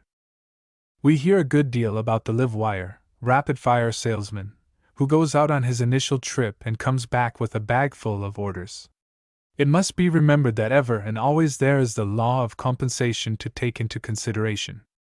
The salesman who bags a lot of orders on the first trip does not get so many the second time. He has colored his picture too highly on the first trip. He has made too many side promises, too many misstatements, and the customer finds out he cannot be believed, and this smooth article of a salesman is not as welcome in the buyer's office the second trip. On the other hand, and in strict accordance with the law of compensation, the salesman who tells the truth, who moves quickly, who does what he agrees to and knows what he is talking about, who talks convincingly and attends strictly to business will eventually succeed. The great house of Marshall Field and Company of Chicago have operated along the line of fairness, good treatment, and willingness to right a wrong and correct a mistake quickly. Marshall Field had horse sense when he inaugurated his business. Wonder workers who start out with a burst of speed and smash records in the matter of selling will still be salesmen at 50 years of age, for you can't go fast far. Those wonder workers change frequently. They flit from house to house. They work because they need the money to have a good time with, and as soon as they get the money they proceed to have a good time until their little pile runs out, and then they get another job. Businessmen know this wonder worker well. Go into any wholesale house and you will find them. They are living in the past and relating their conquests. They never speak of the present but always of the past. They have done things they can't do again. The good salesman is doing things now better than he has done in the past. The permanently successful salesman does not cut much of a figure in the matter of dress. He is not as handsome as the wonder worker. In fact, he may be physically uncouth, but he has a heart under his rough exterior. The customers he mingles with have confidence in him. They know he will do what he promises. And finally, this man is the one who builds up a good trade, and at 50 years of age he has a place of his own, sends salesmen on the road, and his house does a good business because his policy permeates the institution, and the customers have confidence in the house because he is at the head of it, and they are familiar with his methods and practice. Some buyers seem to think that it is necessary for them to give the impression to the seller that they are buying at lower prices than the seller quotes. The wonder worker tries to make each customer believe that he is buying at the lowest price. The common-sense salesman does not resort to such tactics. The average buyer does not concern himself so much about being able to buy cheaper as he does to feel sure that his competitor does not get better treatment than he does. In the matter of selling, there is no one thing that ultimately proves so successful as the one price plan. By that we mean the same price to all who purchase the same quantity, or the same amount in a given time. The more elastic and variable your prices, the more ingenuity required to keep these cut prices from getting into the hands of your customers. This matter of cutting prices causes no end of worry. In proportion as you indulge in cutting prices, so in proportion you will receive an increased number of cut price offers. Let it be known that your prices are subject to reduction at the hands of a smooth buyer, and the news will travel fast. Let it be known that you don't cut prices, and that news will gain currency in the trade, and you will not have cut prices offered you. There is something in the matter of selling beyond dollars and cents, and that is dollars and cents. Remember this: when you sell goods, you are also selling reputation. If your goods are bad, your reputation will be bad too. You can have a good reputation and sell bad goods and make a permanent success. Remember, every sale you make is an advertisement. Remember, you can take advantage of the buyer once or twice, but if you want to hold his trade, you must be fair with him. Smooth tactics that bring in present money react and lose trade for you later on. Vacations. Every man owes it to himself and to his family to take a vacation each year. Vacate means to get out or away from, and if you take your so-called vacation by a trip to another city and spend your time in the whirl of industry, you are not helping yourself, you are not taking a vacation. Neither are you resting your mind and body if you go to a swell summer resort where white duck trousers in the day and full dress in the evening is the rule. The real vacation you get is when you take yourself away from the business marts of trade, and go to a place where you can get your feet on good old Mother Earth. Go where fences are unknown, where there are no "keep off the grass" signs, climb the hills, walk through the forests, fill your lungs with good ozone, say to yourself, "All these beautiful things are mine." Nature has arranged it so that the poorest man in the world can get the most priceless things as easily as the multimillionaire. The four most precious things in the world are good air, good food, good water, and good health. Money cannot buy any one of these things. The man with millions cannot get any better air, or more nourishing food, or purer water, or better health than can the poor man. The man who goes to the big woods for his vacation, who lives out of doors, who gets near to nature, is putting by a reserve in his constitution and brain that he will draw upon for the remainder of the year. Such vacations will clear the cobwebs from your brain. It will give you ability to do greater things, and make you see the beautiful side of life. A man should not depend wholly on his 2 or 3 weeks in the woods, however. He should take a little vacation every day. He should arrange to get some benefit for his brain and body in each 24 hours. He should take a few moments each day and devote it to mental and physical relaxation. And above all, he can get a good vacation every 24 hours if he sleeps properly. Our good friend Grizzly Pete, of Frozen Dog, understands the real vacation when he says, "Mighty pleasin' sport, you bet, sittin' on a rock. Beats a store or office and workin' by a clock. Clears away the cobwebs from your weary brain. Gives you inspiration, makes you a man again. There ain't no medicine I know for the appetite. Like a summer mornin', waitin' fair a bite. Lazy summer days are here, ain't you kind o' wishin' that you had your old clothes on, and was set in here a-fishin'? Health. There is no misfortune, no real hard luck except sickness and poor health. If you find your health is becoming impaired, change your methods and vocation. Change before it is too late. A stitch in time saves 9 times 9 in matters of health. Get plenty of exercise, good air, good water, sleep with your windows open in winter as well as summer, walk over 2 miles every day. Avoid worry. Do good deeds. Help others. Eliminate evil thoughts and deterrent influences. If your health is impaired, forsake dollars if necessary and make health your first concern. Dollars are worth having, but sense is infinitely better to be possessed of. If your health will not permit you to get dollars and cents, then make it your object to get health and sense. Rockefeller would give his millions if he could have the health of nearly any of the thousands of employees who work for him. A good stomach is rather to be chosen than great riches. Patience. Supposin' fish don't bite at first. What are you going to do? Throw down your pole, chuck out your bait, and say your fishin's through? You bet you ain't. You're going to fish. And fish, and fish, and wait. Until you've catched a basketful. Or used up all your bait.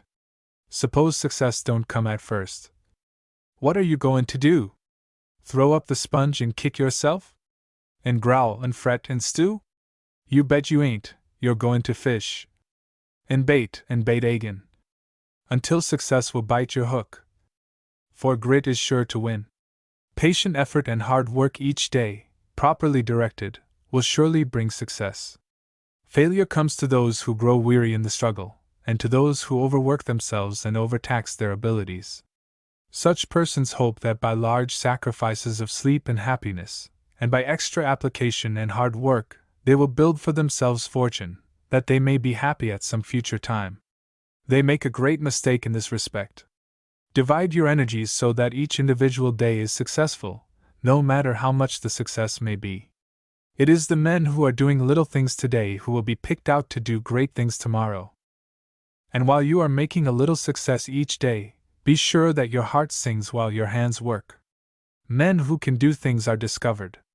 They need not push themselves to the front. Good men are scarce, and the great successful business men of today are the ones who know how to do the work that they are hiring employees to do. Talent in this direction will surely attract the attention of your superiors. Learn to master the details of your business yourself. Use conscientious effort and painstaking effort. Make a roundup each night of what you have done during the day. See wherein you have been in error and wherein you could have improved the day's work, and you will be better fitted for tomorrow's duties. After closing your day's business, devote a part of the evening to your family and friends, and a part of it to some good book. It is not the clock that strikes the loudest that keeps the best time. The expensive chronometer works steadily along doing its work well and faithfully. It does not attract as much attention as the gilt clock with its sweet chimes, but men who know things are aware that the chronometer has the more real merit.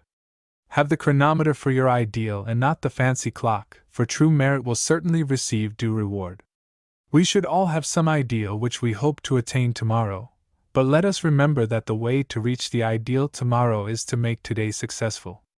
Patience is a virtue few of us are possessed of, but the story of every successful business has written on every page of its history patience and perseverance. Do not get discouraged if your rate of progress each day is not as much as you hoped for, but, so long as you are going forward and are patient, you may be sure that you are gaining. Hard times. Hard times follow good times with unerring regularity and certainty. This is in perfect accordance with the rule of compensation. In good times we should prepare ourselves and erect strong guards around our business, so that when hard times come we may find ourselves able to go through the troublous times. If prosperity ran on unchecked, the ordinary, well-established business would soon be a thing of the past, for people would speculate instead of work. When the manufacturer has his bills paid and finds a surplus in the bank, that surplus is likely to be turned into speculation. When everyone speculates, values rise, and continue to rise until prices reach fictitious altitudes, and then comes about the cashing in. It so happens that the cashing in is a general movement, and when this happens hard times quickly follow. The successful businessman should keep his money where it is get-at-able, and when hard times come and the prices go away down to low water mark, then he should buy. Later on prosperity will return, as sure as the sun will rise, and the things bought during the hard times will greatly increase in value. Hard times and prosperity rotate several times in a man's business career.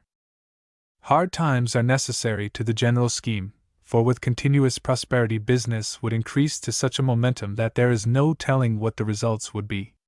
In times of prosperity you must make preparations for the hard times that are sure to come. If your pumps are greater than your leaks, your craft won't sink when the storm of adversity and hard times breaks across your ship. Sleep. No one can do his best work if his mind is wool gathering. If an employee is thinking about the races, he is cheating his boss, for he cannot give him his best service. If the employee is in the habit of being up late nights, he cannot concentrate his mind nor bring out the best there is in him. Nothing is so good for the hard worker, nothing will stand him in such good stead, as plenty of sleep. Go to bed early. Get lots of sleep every night, and you will be ready and strong for the fray of the morrow. If you get plenty of sleep, you are far ahead of your fellow employee who does not get enough sleep. Sleep smooths out the wrinkles, builds up a storage battery in you, and gives you confidence in yourself. You hold your head higher, your step is more elastic, your eyes are clearer, your mind works better, and your stomach does its full duty if you have taken plenty of time for sleep, for sleep is the plan of nature to restore the mind and the body. Lack of sleep means willful waste of your energies and a dulling of your abilities. Businessmen pay for ability, keenness, alertness, and capacity, and in proportion as you limit these qualifications by lack of sleep, so in proportion will your salary be kept down. Grumbling. Grumbling kills friends. The businessman who is ever grumbling and growling about things makes a blue atmosphere about him. People somehow or other seem to prefer a rosy atmosphere to a blue. There is no good in grumbling.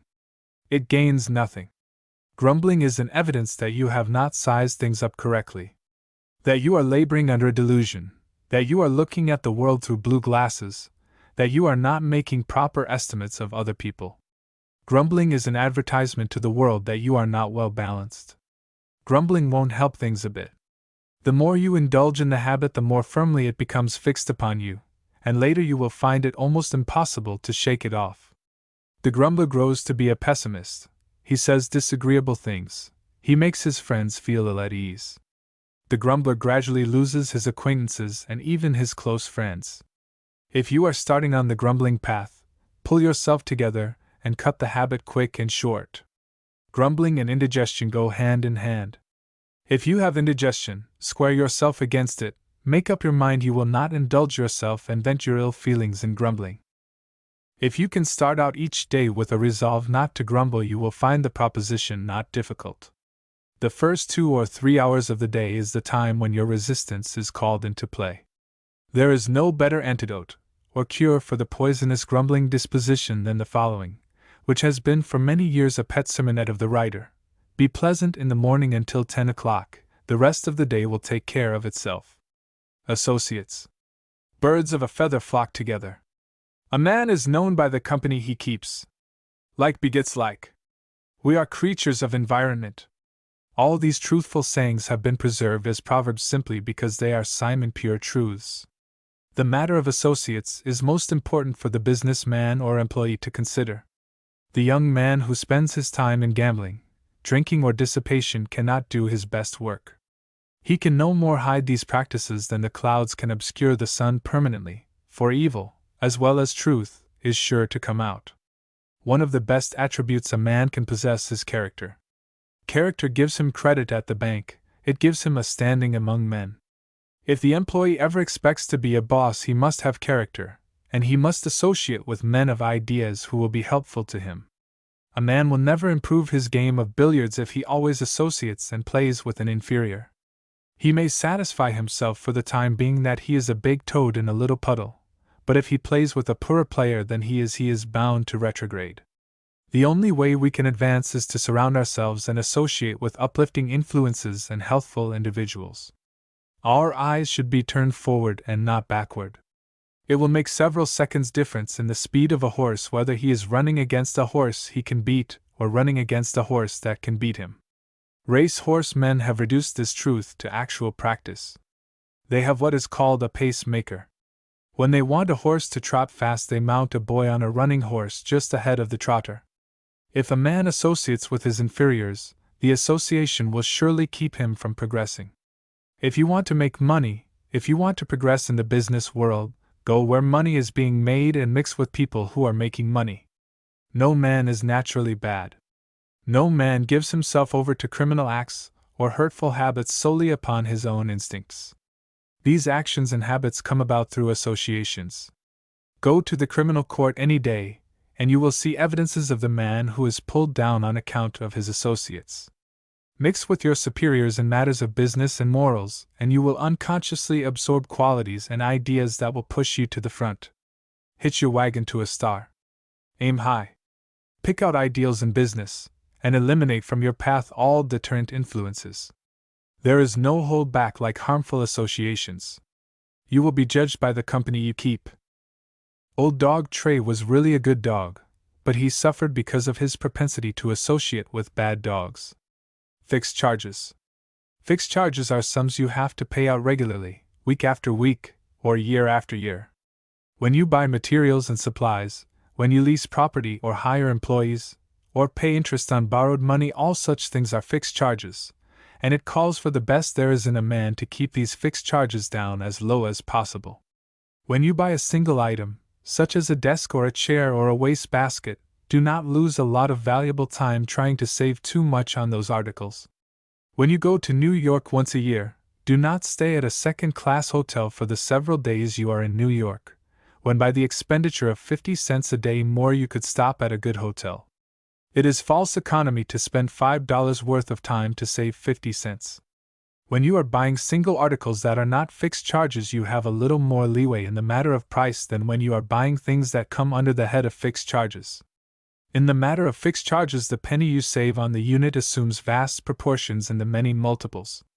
Some men will deny themselves a respectable desk because they can buy a cheaper one for $10 less, and this same person will lose $1,000 through laxity in buying things that come under the head of fixed charges. If you buy one lead pencil, never mind whether the price is 5 or 10 cents. But if you buy great gross lots every few weeks, you can afford to be very circumspect and painstaking in the matter of price. If you are buying a shirt, 50 cents one way or the other does not make much difference, but if you are in the furnishing goods business and buying thousands of shirts at a time, 25 cents a dozen means quite a lot. The matter of stationery and printing comes under the head of fixed charges. If you are buying letter paper for your personal use and you require but 300 or 400 sheets in the course of a year, don't bother very much about the price per quire. The stationery you use in your business, which you buy in large quantities, you should be careful of. Plain, respectable, good quality letter paper is the kind used by successful concerns. The fancy-colored, freakish paper is nearly always used by the four-flusher in business. He is trying to put on a good front. He uses handmade paper and handmade envelopes. All the get-rich-quick people use fancy, high-priced stationery. The successful house uses a good quality of linen or bond paper, and a medium-grade, regular stock size envelope. Envelopes are thrown away, letters are saved. That is why an envelope does not require to be as good quality as the letter. It is the letter and what you put on the letter that cuts the ice. Fixed charges usually hide a lot of little leaks. Stop them. Many little leaks make a big aggregate in the course of a year, and there is no place where these leaks start as easily as in the matter of fixed charges. Cigarettes. We cannot call to mind a single instance where the habitual cigarette smoker got to the top of the ladder and held his position. We see heads of large establishments smoke cigarettes, but the habit was acquired after the position was attained. The cigarette smoker suffers from lapses of memory. His nerves are shattered, his judgment is not good, he forgets things and is irritable. He cannot hope to compete with the clear-brained individual who does not smoke cigarettes. It is not the cigarette itself that does the harm, it is the smoke inhaled into the delicate lung tissue. This smoke covers the lungs with yellow nicotine, carbon, and poisonous gases. Some men smoke pipes because they wish to escape the criticism to which the cigarette smoker is subject. The pipe smoker who inhales does himself more injury than the cigarette smoker who inhales, because the pipe smoker takes in more smoke. Go to the medical college dissecting room and see the lungs of a man who inhaled smoke, and you will quit the habit if you have been guilty. Don't burn your lungs with cigarette smoke, or pipe smoke either. The fight to get to the front is hard enough anyway, and if you want to win, do not poison your blood with tobacco smoke. Return good for evil. One of the first laws was, an eye for an eye and a tooth for a tooth. But as time went on and man developed mentally, his animal instincts were subordinated and the law was changed, and the new law was this: return good for evil. Nearly every man who has an injury done him tries to repay the injury. He must either repay it with good or with evil. If he repays it with evil, he does not get satisfaction. If he repays it with good, he gets happiness. It is certain that payment of evil with good can satisfy a man who is looking for revenge, while it has always been a question whether there is any satisfaction in paying evil with evil. If a man does you a mean turn, he is expecting you will repay him in like manner. He guards himself against this. He is ready for your revenge, but if you repay him with good, you attack him in a weak spot and make him feel like 30 cents. And this is all the revenge you can ask for. It is all right to get square with a man who does you a wrong, and the best way to get square is by doing him a good turn. You should keep mental ledger accounts with all of your friends and all your enemies. When a person does you an injury, debit him until you have a chance to credit his account with some good turn. When you credit his account, be sure you overpay what you are owing him, so you will have a balance coming to your credit. We have been taught to return good for evil, but we have heard the saying so many times that few of us pay any attention to it. It's worthwhile testing this rule of returning good for evil. The next time someone harms you, repay him by doing him a kindness, and see if you don't feel happier, and at the same time get all the satisfaction you are looking for. It matters not whether the person to whom you have done a kindness appreciates it. You have been benefited and received happiness by your own act, for virtue is its own reward. The man who returns good for evil has the satisfaction of the man who has on clean underwear. The world may not know it, but he does, and that is all that is necessary. Learn to play. Nature has given us many positives and negatives. It has given us the ability to work hard, and it has given us the ability to play hard. Work while you work and play while you play. The man who is successful is the man who works hard during business hours, and then goes home and leaves his office behind him and takes up play. A man should devote a part of each day to recreation, to outdoor exercise, to frivolity, and to frolicking with his children at home. If he does not care to play, worry will take the place of play. Worry and hard work together will kill a man. Work and play will make him live. No two things can occupy the same space at the same time. These brains of ours are always busy, and we should be careful what we give the brain to act upon. If we work hard all day, the tendency is that in the evening the brain revolves the things that have been going through it during the day. A review of these thoughts produces worry, especially if our occupation has been a strenuous one and if things have not been to our liking. When we devote ourselves to play, then worry and brain rack will be absent all the time we are playing. Play was made to rest the brain.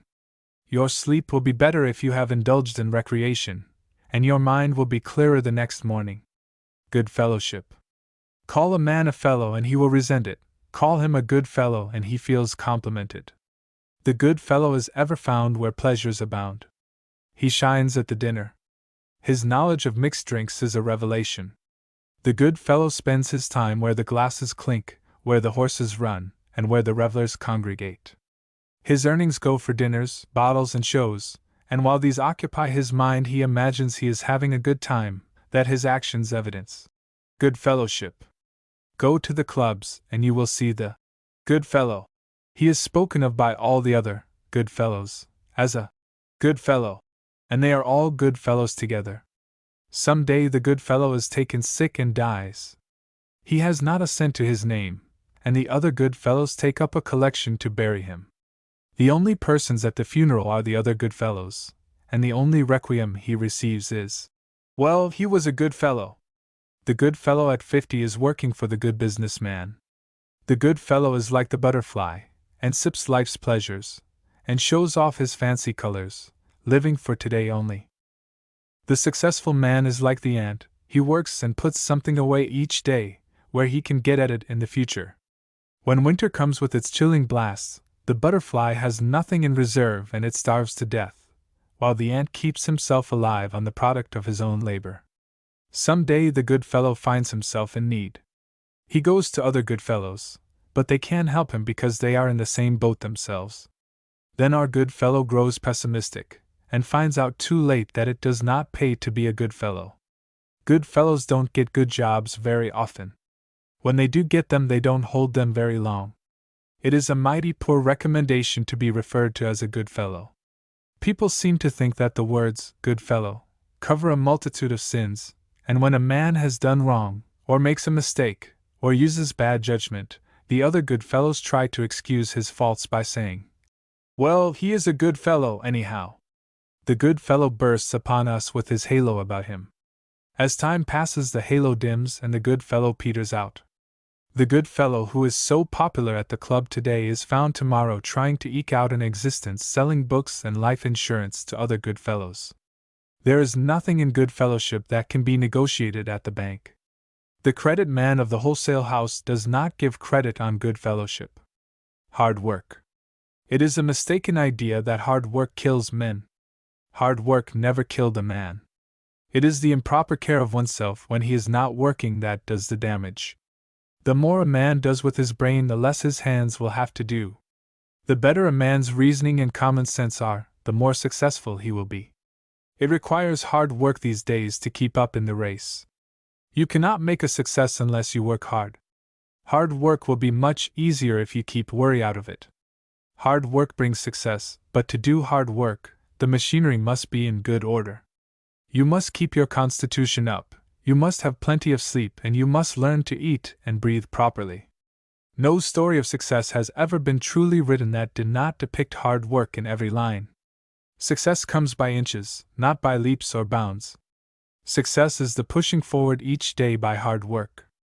Burn the candle at one end only, and you replace each day what you have burned by rest, sleep, and recreation. By burning the candle at one end only and replacing it fully each day, your candle will not burn out. Kindness. A little word in kindness spoken, a motion or a tear, has often healed the heart that's broken, and made a friend sincere. There's nothing in business that pays so well as kindness. A man may spend his money, and in proportion as he spends it he reduces his principal. With kindness the matter is different, for in proportion as you spend kindness your principal increases. Lincoln said, "You can catch more flies with a drop of honey than with a gallon of vinegar." Kindness is beautiful. It brings round you many persons who are ready to say kind words to you. This subtle, potent influence of having lots of friends to help you by their actions and showing their hearts is a great blessing. It is surprising that people know so little of the value of kindness. The word gentleman is really a compound word, meaning gentleman, and these words together in their simplicity are the true definition of the word gentleman. Kindness means gentleness. No man is a gentleman who is not kind. People are glad to recognize goodness and kindness in an individual. No one can act the part if he is not sincere. We must cultivate kindness, if there is little of it in our makeup. We must take an inventory of our qualities, and if the weeds of mean impulses are crowding out the delicate flowers of kindness, we should pull out those weeds and give the flowers a chance to grow. Lincoln was a kind man, kindness was his chief delight, and his examples of kindness have been of untold benefit to millions of people. You remember he said, "When they lay me away, let it be said of me that as I traveled along life's road I have always endeavored to pull up a thistle and plant a rose in its stead." Life at best is short, and the only things we really get out of life are happiness, health, and love. Money cannot buy these things. The trouble with many business men is that they imagine good examples and kindness have no place in business. They think the time to be kind is after they have attained success financially. They think the time to show kindness is outside of business hours. The real way to be happy is to do the thing now, live each day for itself. Get kindness in each day. The man who is grave, austere, the man who tries to skin the other fellow, who devotes all his energies to money-making alone, finds as the years go by and he has attained his goal, but that he does not know how to enjoy himself. There are 3 periods in a man's life: the future, the now, and the past. When we attain old age, our life is largely made up of reminiscences, or looking back over the past. If our past life has been one of struggle, worry, and getting the best of the other fellow, then there is little happiness in looking back over such a life. The true philosopher does the thing now, he lives each day. He puts kindness into his action, and when he grows old, he can look back through a life that was pleasant as he lived it, and pleasanter now and living it over again. One of the Greek philosophers expresses the following beautiful thought: "If there is any good deed I can do, or kindness I can show, let me do it now. Let me not defer or neglect it, for I shall not pass this way again." The trouble is that some of us keep our kindnesses, or rather the expression of it, until it is too late. We should remember: do not keep the alabaster box of your love and tenderness sealed up until your friends are dead. Fill their lives with sweetness, speak approvingly cheerful words while their ears can hear them. The kind things you mean to say when they are gone, say before they go. The flowers you mean to send for their coffins, send to brighten and sweeten their homes before they leave them. If my friends have alabaster boxes laid away full of fragrant perfumes of sympathy and affection which they intend to lay over my dead body, I would rather they would bring them out in my weary and troubled hours, and open them, that I may be refreshed and cheered by them while I need them. I would rather have a plain coffin without a flower and a funeral without an eulogy, than a life without the sweetness of love and sympathy. Let us learn to anoint our friends beforehand for their burial. Post-mortem kindness does not cheer the troubled spirit. Flowers on the coffin cast no fragrance backward over life's weary way. The salesman. Selling goods or soliciting requires careful study. The salesman who makes the greatest success in the long run is the man who has practiced truth and established himself in the confidence of his customers. The whirlwind makes a good showing on the start, but by the law of compensation, what a man gains in speed he loses in power. Some customers are slow to open up and extend their confidence to a salesman. Others make up their minds quickly and express their preferences. A great deal of preliminary work can be avoided if the salesman is tactful on the start. First impressions are lasting, and a salesman should study carefully his first appearance. He should be neatly but not flashily dressed. He should be a gentleman above all things. The gentleman dresses so that later we cannot accurately describe the clothes he wore. It is the flashily dressed salesman we can describe later on, for his clothes are so out of the ordinary that they are remarkable in this respect.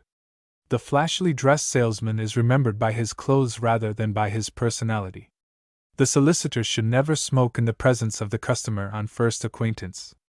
The matter of smoking in a customer's presence has prejudiced many a man against a salesman who has this practice. Business men have prejudices, and to some smoking is highly obnoxious.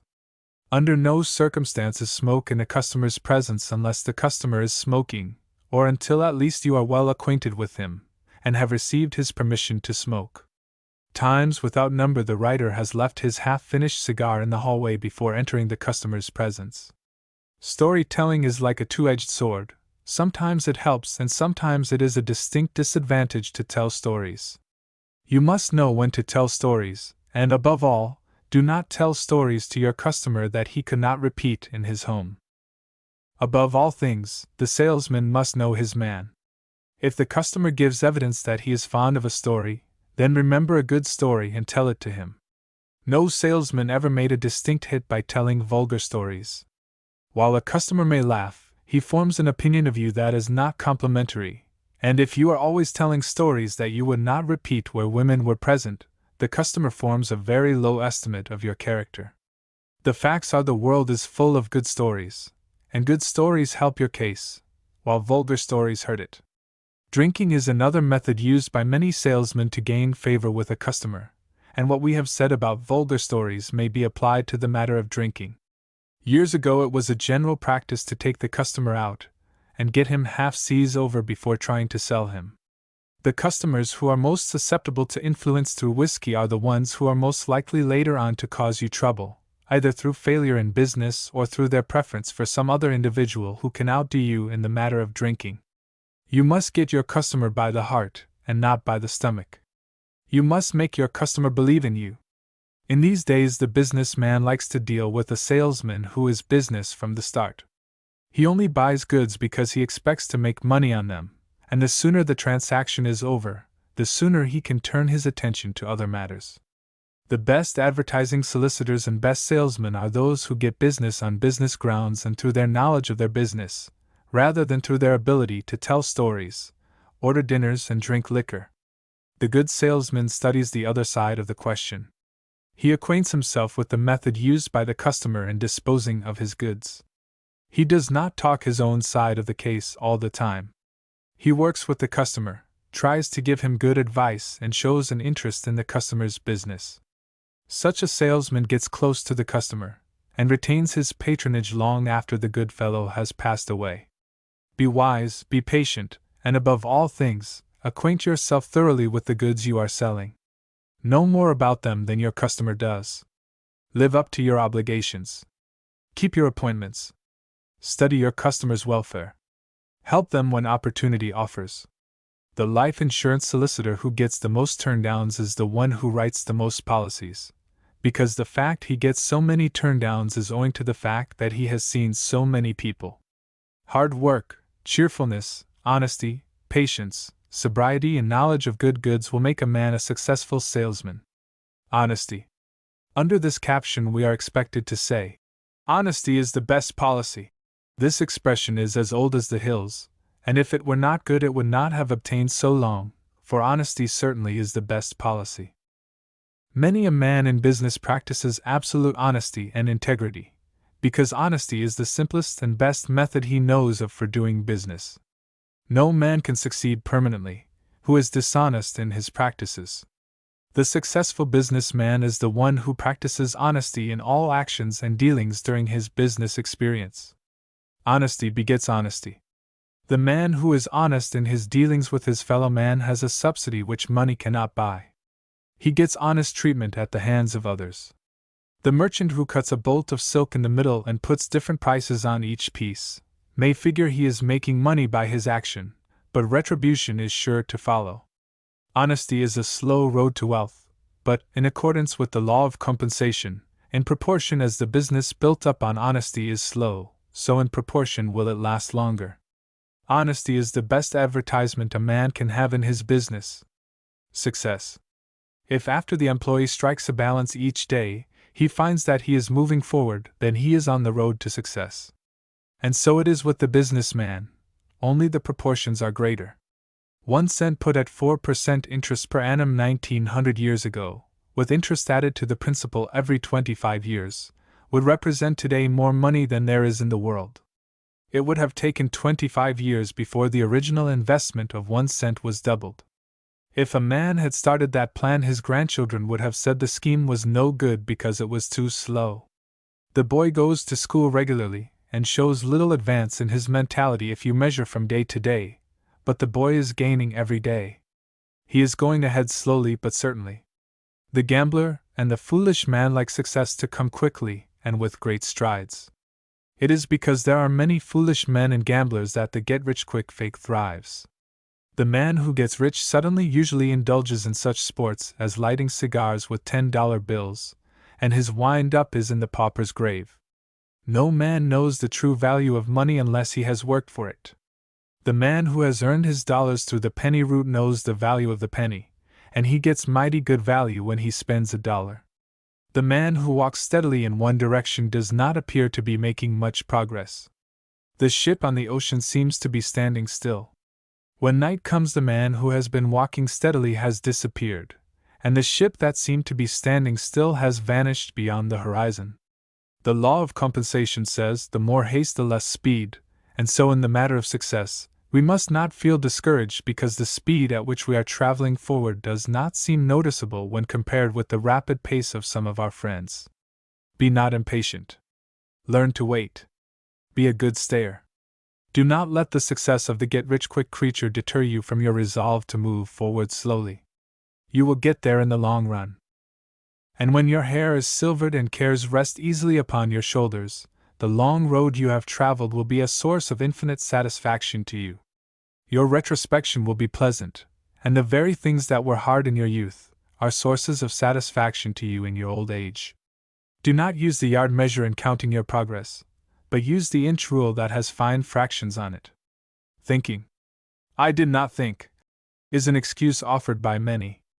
Thinking is the thing in business. The trunk railroad, the transatlantic cable, the steam engine, the electric light, the wireless telegraph, the very republic in which we are living, came about through thinking. Every man should take from 5 to 50 minutes each day to divorce his mind from the strenuous activity surrounding him, and devote that time to thought, and good will come out of it. The brain is like a muscle, it must be exercised or it becomes flabby. Cultivate concentration of thought, study your sphere of usefulness, cut out the weeds that grow in your brain, get out of the mental rut you are in, stop drifting, keep your brain healthily active. Men are paid either for what they think or for what their muscles do. Man's muscles have a limit. He can move just so much matter by physical force. but his capacity from a mental standpoint is unlimited. The world offers golden prizes to the man who thinks. Therefore, we should cultivate our brains and make them expand.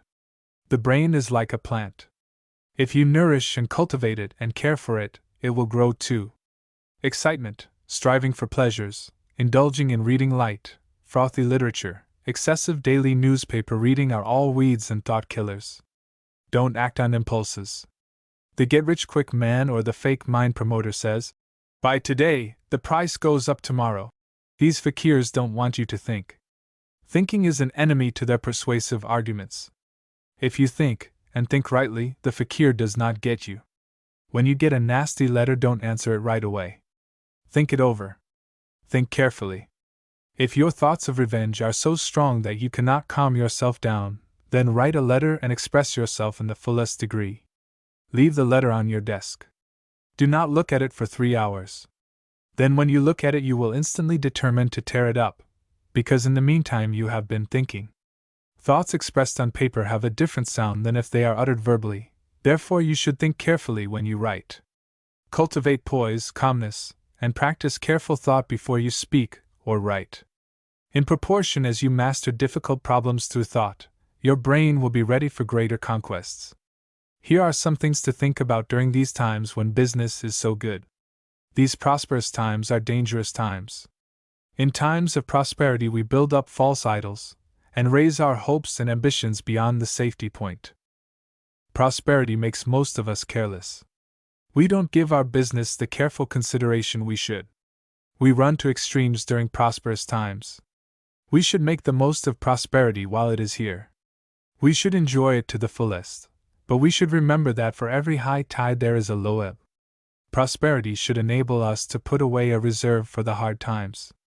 We should be careful that prosperity does not turn our heads or cause us to lose our vigilance. Home life. After all we say and do, the real pleasure of this world comes from the home. The gilded palaces we see in our travels abroad are beautiful to look upon presently, but later on they serve their purpose to make a contrast with the sweet simplicity of home. When you go home, cut business out, and let play and sociability and love occupy your time. A married man should be in partnership with his wife.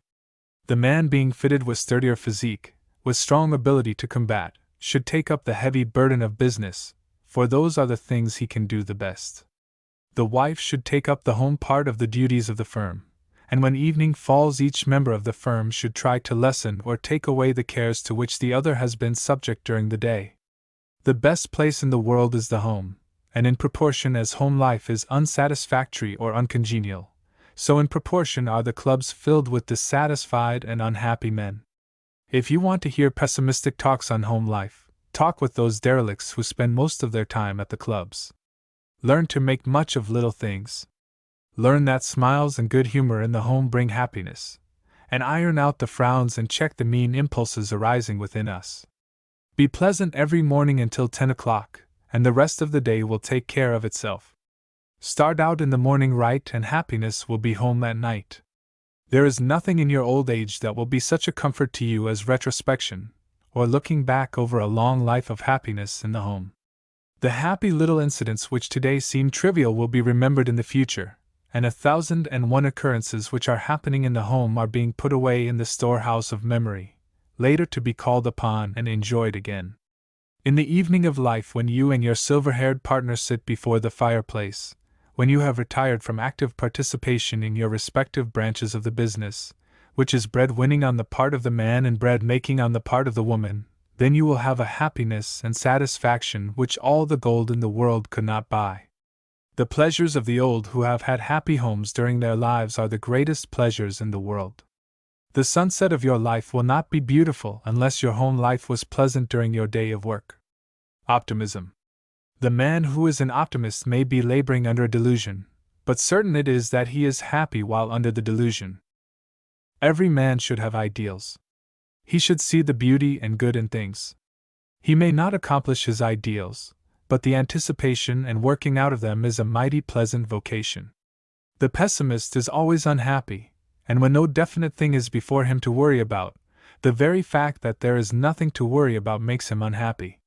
The pessimist says, Business is not half as good as it would be if it was twice as good as it is, the optimist says. Business is twice as good as it would be if it was only half as good as it is. Grizzly Pete, of Frozen Dog, Idaho, is an optimist, and Web Grub, of the same town, is a pessimist. A short time ago they had a big rainstorm in Frozen Dog. Web Grub kicked about the rain. Grizzly Pete, all wreathed in smiles, said, "Rain is a mighty good thing to lay the dust." A few days later the sun came out oppressively warm. Web Grub kicked about the warm weather. Grizzly Pete, again all smiles, said, "Hot weather and sunshine are mighty good things to dry the mud." The pessimist goes about with a dark lantern peering into out-of-the-way places, ever looking for meanness and things to find fault about. The optimist goes about in the bright sunlight looking for the beautiful things, and sees more things by the aid of the great sunshine than the pessimist can find with his little dark lantern. The optimist rises in the morning with gladness in his heart, sunshine in his face, and smiles upon his lips. The mere privilege of living and enjoying nature is a priceless satisfaction to him. He gets good out of life every moment he lives. He is a man to be envied, if envy is ever allowable. The pessimist warps his mind and his physique, and his influence on others is decidedly bad. The optimist raises the average of the world by his presence, the pessimist lowers the average. The optimist is in the majority, however, and the world is growing better. Learn to see beauty in the small things. Study nature. Watch the processes of plant life and animal life. Surround yourself with helpful influences, books, music, friends. There is no investment a man can make that yields such unbounded returns as optimism. Optimism cannot be bought with money. It is as free as the air we breathe. That is why poor people generally are optimists. Memory. The man whose memory allows him to play 4 games of chess blindfolded is good for nothing else. Bookkeepers who can name every folio page and every customer's balance are good for little else. There is nothing in mental gymnastics from the dollar standpoint. The good lawyer or the good businessman does not rely on his memory, but rather his ability to find out things and get at results. If you remember only the customers who are slow pay or shaky, it will be a lot easier than to remember the names of all the customers who pay promptly. If your wife wants you to get something downtown tomorrow, write her request on a little piece of paper, roll it up in a ball, put it in your pocket with your loose change. Forget the incident, let the paper do the memory act. Next day when you reach in your pocket for change you will find the little ball with the reminder on it. If there is something you want to attend to at home, drop yourself a postal card. Carry a little pad of paper in your pocket. Write down the little things you are to do. Don't store your mind with these temporary matters. Let the tab remember for you. Let your mind be like a sieve, and have the meshes coarse enough to keep in the big things and let the little things go through. Have your business figures written down, your comparative sales, increases or losses. Study the written figures. Have system. Do things methodically. Don't trust to your memory. If the thing you see or hear is worth keeping, write it down on the little tab. The orator who commits his speech to memory is in a sorry plight if he forgets a sentence. If you are to speak at a dinner, lay out your plan, divide your topic into several parts. Jot down the catch lines, and just before you speak look over the ticket. Charge your brain with the points or ideas and build the words around them. Don't remember things with verbatim correctness. Remember the skeleton thought, the idea. When you quote a price or figure, jot it down. Confirm the verbal statement by a written memorandum. Memory is a bad servant sometimes. You remember a thing one way and the other fellow remembers it another way. You are both honest, but one of you is wrong. If you had made a memorandum in duplicate or jotted down the figures, what trouble it would have saved you. Where dollars are concerned, it is good sense to trust to a written memo, and not to any mental memo. No use to cram your brain with transient things, when lead pencils and paper are so cheap and so easily obtainable. The employee who trusts to his memory hurts the business, and after he quits a lot of misunderstandings will come up. Insist on your employees making memorandums of things and prices, for when the employee goes he takes his memory with him. If he has a memorandum you know the facts. Worry. Nothing will prevent effective work like worry. If you are given to introspection and worry, and allow these things to go unchecked, they become habits with you, and while your sleep, in a measure, is an antidote for worry, yet the more worry you have, the less soundly you will sleep, and consequently the less effective sleep will be in correcting the injury caused by worry. Sunshine and darkness cannot be present at the same time, for in nature one of the first rules we find is that no two objects can occupy the same place at the same time. No matter how much one is given to the worry habit, he experiences reflex moments when he does not worry. Some of our pessimistic friends who are given to the worry habit say it is impossible for them not to worry. You are thinking of what you are reading, and if your mind is interested in it, you are not worrying while you are reading these articles, and this shows that if you are interested in reading, there is little chance for worry to get in, for your mind is occupied. Men have tried all sorts of things to escape worry. Some of them frequent places where gaiety and mirth abound, so that they are for the time being banishing worry. But in proportion as these things keep one from worrying, the reaction is stronger when it does come, and the individual who tries to escape worry by going the pace and occupying his time with light things, suffers more keenly from worry when it does come. Some men turn to drink to kill worry.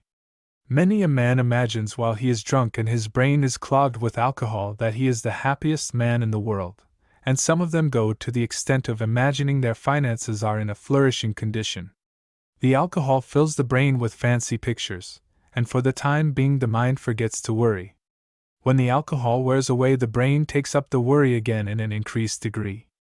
To kill worry by the active process is like trying to cure rheumatism by external application. The only thing you do is to stop the pain temporarily. The best way to cure rheumatism is to go at it through the blood. Eradicate the uric acid from the system, and then the rheumatism will disappear. The best way to cure worry is not by local applications, but by getting at the root of things. Eliminate as far as possible the things which cause worry. Remember that as long as you live, there will come things across your path that are not to your liking. You should be philosophical, and make the best of things that are about you. Look at the bright side rather than the dark. There are only two things in the world to worry about. First, the things we can control or change. Second, the things over which we have no control. Now, it is manifestly useless to worry over the first kind, for we can correct the thing and there will be nothing to worry about. It is manifestly useless to worry over the things we cannot control, for, as set down in the second proposition, we cannot change the things. It therefore behooves us to eliminate from our calculations the second kind of worry, for no amount of worry can possibly change that kind. We must therefore confine our attention to the first kind, the kind we can change, and when we have changed the thing there is no cause to worry. Nothing helps a man's health so much as contrasts in climate or habits. When the doctor tells you it is necessary to go to California or Arizona, or some other distant point, he knows that 50% of the good you will get by the change is from the water, air, sunshine, and surroundings, and the other 50% of the good you will get is because you have been taken away from the very things that have been causing you worry. If you can't get contrasts by trips to other distant points, you can get the contrasts right where you live. If your mind is occupied in the day with deep thinking and hard business problems, you should occupy your evening with something that will contrast with it. Take up some light literature, play with your children, or work at some hobby in which you are interested. The trouble with those who worry most is that they have worked themselves up to such a frenzied state they can't read anything excepting startling newspaper articles and freakish, frothy books. The man with rheumatism cannot cure himself in a day, either can the man with the worry habit eradicate worry from his make-up in a day or so. The man who worries should make up his mind he is going to read and get interested in the reading. Let him set apart 10 minutes the first day, and agree that he will devote those 10 minutes honestly, intently to the subject before him. The next day he can add a minute or two, and so on until he can read 1 or 2 hours at a time. Finally, the wrinkles will be ironed out, and the horizon will be brightened. As we are, so is the world to us. The most familiar objects change their aspect with every change of the soul. When you worry, everything is distorted, everything appears unnatural, the world looks dark, our friends seem far off. The jokes we hear fall flat. We indulge ourselves in pessimism. When the whole matter is summed up philosophically, there is no bad luck in the world except sickness. All other so-called hard luck is simply temporary. If you lose your money, don't worry about it, make some more. If you lose a friend, don't worry, show him his mistake. If you lose an opportunity, do not worry, be ready for the next one. Life is short. The end of life is death. What's the use of worrying? Worry is like drink. The more you give it, the more it fastens on you. Cultivate a cheerful disposition. Mix with people who are cheerful. Do not allow the garden of your mind to grow up with worry weeds. Occupation kills worry. If your mind is filled with uplifting work or brain training, it will have little time to worry. Promises. A businessman may be rated as worth $1 million, but if he breaks his promises regarding payments or fulfillments of contracts, he will find later on those who deal with him will insist upon cash transactions. Keeping promises is the basis of credit. Let it be said of you that you always keep your promise, that you have never been known to break your word, and you will need little persuasion to get the credit man's okay. If you purchase for cash right along, someday you can ask for and will receive a small credit, if you promise to make your payments on a certain date. If you keep your promise, you can repeat the operation. Later on, you will be given larger credit, because you have been keeping your promises. You can increase your credit step by step to amazing proportions if your promises are always kept. The business world places much confidence in promises. The note in the bank is a written evidence of the promise. The note says on the face of it, "I promise to pay." The government of the United States issues banknotes on the face of which is a promise. When you make promises as regards dates, jot down the promise in your memorandum book. Whatever you do, keep that promise. The man who breaks his promise in little things will break them in greater ones. When you make a promise to meet a man, it is just the same as promising to pay a man money. In either instance, you are in the man's debt, and the obligation is not cancelled until the debt is paid. In other words, until the promise is fulfilled. Just so sure as the sun sets, the man who habitually breaks his promises will surely break his business. Independence. It seems to be the rule rather than the exception that the moment a businessman attains success, he grows independent. There is no such thing as independence within the full meaning of the word. Every creature in the world is dependent more or less. The man who takes delight in his so-called independence and forces it to the front, soon receives knocks. The constant tapping and knocking hurts anyone. Boosts beat knocks. The man who has a reputation for being independent never gets boosts. Some businessmen forget the obligations they are under. They forget the help that was extended to them in time gone by. They furnish up a fine mahogany office, with an outer room, and outside of this another room with an information desk. They cultivate coldness and independence. They make it difficult for their friends to see them. They put a lot of red tape around their business, and by these acts they get out of touch with the pulse of the business. They look at things through colored glasses. Their judgment gets warped. In proportion as a man cultivates independence and autocratic ideas, just so in proportion is he nearing the brink over which many have fallen to destruction. When an independent man has a fall, his enemies glory, and loud are the shouts that arise from them, and if we listen closely we will hear the multitude say, "Serves him right." There is nothing like democracy in business. By this it must not be understood that the head of the concern is to see every peddler, or every life insurance agent. But if the businessman is accessible, and greets you with a glad hand, and in the pleasant manner turns you over to the proper department head, you go away from the office satisfied, and you give this man a boost instead of a knock. The late P.D. Armour was a good example of the point we are making. He did not waste time in social visits during business hours, but anyone who had business with the Armour Institution could get an interview with Mr. Armour. It has often been remarked by businessmen that they would rather have a turn down from Mr. Armour than an order from some of the other houses, for Mr. Armour always made one feel good. No one can be independent. The larger one's business is, the more the proprietor is dependent on those around him. It takes many months to build a skyscraper, yet a wrecking company can tear a skyscraper to the ground in a few days, and so it is with a man's reputation.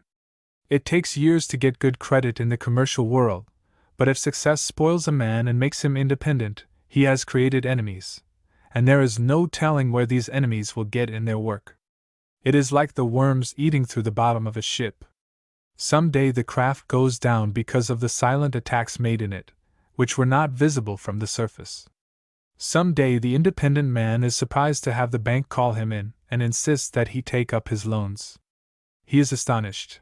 He does not know why this sudden change has happened, but like as not some secret enemy in the bank, or some secret competitor who has a friend in the bank, has gotten in his work, and then this independent man finds out how really dependent he is. The safer a man is from attacks, the safer his business is from the financial standpoint, and the more generous this man should be in his consideration for others. No man can afford to be independent. Men who have built up their business slowly are not the ones whose heads are turned and who affect this independent air. The independent man is nearly always the newly rich or the suddenly successful businessman, and the moment he sets himself up as independent he is made the target for an army of enemies who are waiting for a chance to injure him. Short letters. Most businessmen make much ado about nothing in the matter of correspondence. They use a wilderness of words to express themselves. They write at such length that the original meaning runs into so many bylanes that the meaning is lost. The man who writes long letters usually deals out high-sounding phrases and customary paragraphs such as he has picked up through his perusal of others' letters. The average business man seems to glory more in his ability to use euphonious sentences than to talk to the point.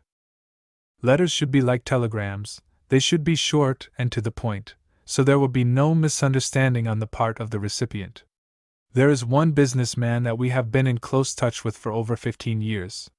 We have heard from him an average of once a week, and in all that time he has never written a letter of over 25 lines. Our records show there is no customer with whom we had so much business dealings and so little misunderstanding as this one. Write short letters. Use small words. Don't be blunt, but be short. Perspiration. No matter what one's aspirations may be, success will not come without perspiration. It is well this is so, otherwise success would not be appreciated. That which a man earns by perspiration he appreciates and knows how to enjoy. If success were something that could be drawn by chance, like a prize, success would not be worth anything. The measure of any valuable thing, or condition, or relationship is the amount of work, energy, trouble, and sacrifice that has been expended to obtain it. None is to be more pitied than the rich idle-born, who have every comfort around them. They do not know that perspiration must be added to aspiration before they get success. Friends. How little the average businessman understands this word. Friends. In everyday conversation we hear one man say to another, "Mr. Blank is a friend of mine." As a matter of fact, the word acquaintance could be substituted in 99 cases out of 100 where the word friend is used. Real friends are few and far between. A real friend is never determined until a test has been made, and this test is usually troublous times, adversity, or the loss of a loved one. When afflictions come to our families, or reverses come to our business, when the dark clouds hang over us, when stormy seas are about to swamp us, when we need help, then is the time we find who are our true friends. When such calls for friendship arrive, it is surprising to see how we have been mistaken in individuals. Those upon whom we counted most shrug their shoulders, draw their skirts about them, and give us good advice, while those whom we had never counted as friends come to the front and lend helping hands. The word friend has been greatly abused. Around places of gaiety, where drinks and good fellowship abound, we frequently hear the word friend, but in the time of trouble those who pose as friends will not help us, and the few who would help us cannot because they have squandered their substance and have not the ability to help us. A friend in need is a friend indeed. There is no relationship more sacred than friendship. Friendship carries with it love. The true friend is not one made in a hurry. There is no friend like the old one with whom you went birdnesting in your youth, the friend that has plodded along life's road with you shoulder to shoulder. When you have a friend who has proven himself such, never let up so long as you live in your evidences of gratitude for the kindness he has shown you. Repay him with interest for his good offices, and let your actions towards him ever be a source of happiness and pleasure to him. Nothing is so much appreciated between friends as gratitude, and nothing will kill friendship like ingratitude. Genuine friendship is such a rare jewel that when you have a positive demonstration of it, let it be your great concern that you will do nothing to mar this friendship, for broken friendship is a source of grief to both friends so long as they live. Employees. The success of any business depends upon the hearty cooperation of the employees. We have often heard that a corporation has no soul. A corporation probably has no soul, but most of us forget that the officers of the corporation have souls and hearts, and in proportion as the individual at the head of a corporation or private enterprise treats his employees just so he will be repaid. We are paid back what we pay out. If we are harsh and mean to others, ever suspicious, ever looking for evil motives, those who work for us will be suspicious of us and look for evil motives behind our every act. The employer who shows consideration, cultivates respect, and sets a good example will find it pays from a monetary standpoint, as well as in the satisfaction he has in knowing that he is doing the right thing. Lincoln said, "A house divided against itself must fall." If the employees of an institution spend their time in wrangling and quarreling, it means a divided house, and the house will certainly suffer. Set a good example to your employees. Take them into your confidence. Recognize ability. Advance worthy ones, and you will find everyone from the office boy to the officer pulling on the rope in the same direction, and you will get full measure of ability from everyone who works for you. It is impossible to suddenly get a perfect working force. A good organization comes through the process of evolution and elimination. Whenever an employee does all he is hired to do and a little more, that employee is in a position to occupy a place of greater responsibility. If an employee is a sluggard or a four-flusher, he may be sure these things will be found out, and he cannot hope for advancement. Employees should remember that the most successful institution is the one whose managers are developed from the rank and file. The best houses do not hire high-class help from other concerns. The most successful men are those who started in at the bottom of the ladder, and by perseverance and pluck and aptitude they climbed the ladder until they reached the top. Employees should remember that the most difficult problem the employer has to solve is that of good employees. A small want ad in the Metropolitan Daily will bring an army of cheap help. The market is full of cheap help, but good employees that are worth over $2,000 a year are very scarce. The high-priced employees are generally the best money makers of the institution, for they are selling their brains rather than their hands. The hands are limited, the brains are not. Employees, there are golden opportunities before you. Disregard the clock. Bend your energies toward doing your work well. The advancement will be sure to follow. The trouble with many employees is that their minds are filled with outside matters of a frivolous nature. In every large city there are thousands of dude employees, the kind who wear high collars, the kind who spend all their salary for clothes. The dude employee stands in his own light. He wears a higher price tie than the boss. He is immaculately neat. He looks like a fashion plate. But at the same time his tailor bill is not paid, he is owing money right and left. He spends his evenings in the cafes, and at odd moments during the day he dodges out to look over the racing form and smoke a cigarette. This dude employee sits up late at night. He spends his salary, and more too, in the gay life. He is tired next morning when he comes down. The dude employee who wears a high collar is not the one that knuckles down to hard work. Perspiration and high collars do not go well together. The dude employee does not like perspiration, so he sees to it that he does not exert himself enough to perspire. Employees should remember that very truthful axiom. The employee who never does more than he is paid for is never paid for more than he does. The employee should remember that the boss takes large chances in hiring help, for there is not one employee out of 10 that is a good investment. The employees should remember that it is necessary for the boss to make a good margin of profit on each employee, else he could not maintain his business. Every employee who studies how much he can do is a help to an employer. Every employee who sees how little he can do is a holdback to the institution. Employees should remember that prosperity goes in cycles, that it is but 3 generations from shirt sleeve to shirt sleeve. Over 90% of the bosses today started in, and worked their way up from the ground. The young man who inherits a partnership in his father's business really has a handicap on him, and is not as likely to succeed as an employee who starts in at the bottom of the ladder. Employees should remember that responsibilities only come to those whose shoulders are broad enough to bear them, and when additional responsibility comes to an employee, that employee should look upon the responsibility as a distinct advantage to him, for it gives him an opportunity to show the stuff he is made of. Laxity. When young men start in business, their thoughts are all prospective. They look forward to the time when they will attain success. They work hard. They put enthusiasm and long hours into their business. As years pass, they attain success and cash in this world's goods. They buy beautiful homes and surround themselves with luxury. They indulge in high living. They have country places. They take things easy. They sit back in their chairs and imagine their business will go on forever because they are so well established.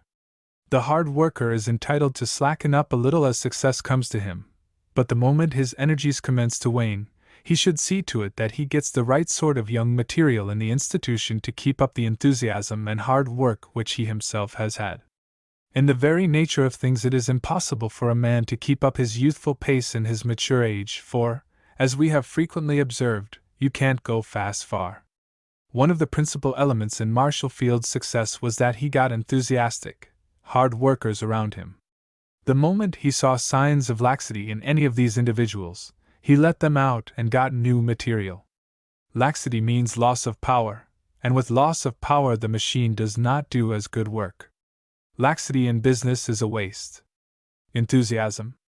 In these days of keen competition and wonderful activity, it is necessary for the businessman to have enthusiasm. If he lacks in this, his business will be at a standstill, while his enthusiastic competitor goes forward. Enthusiasm should not be carried to an extreme any more than any other good thing should be carried to an extreme, but at that it is better to be over-enthusiastic than not enthusiastic enough.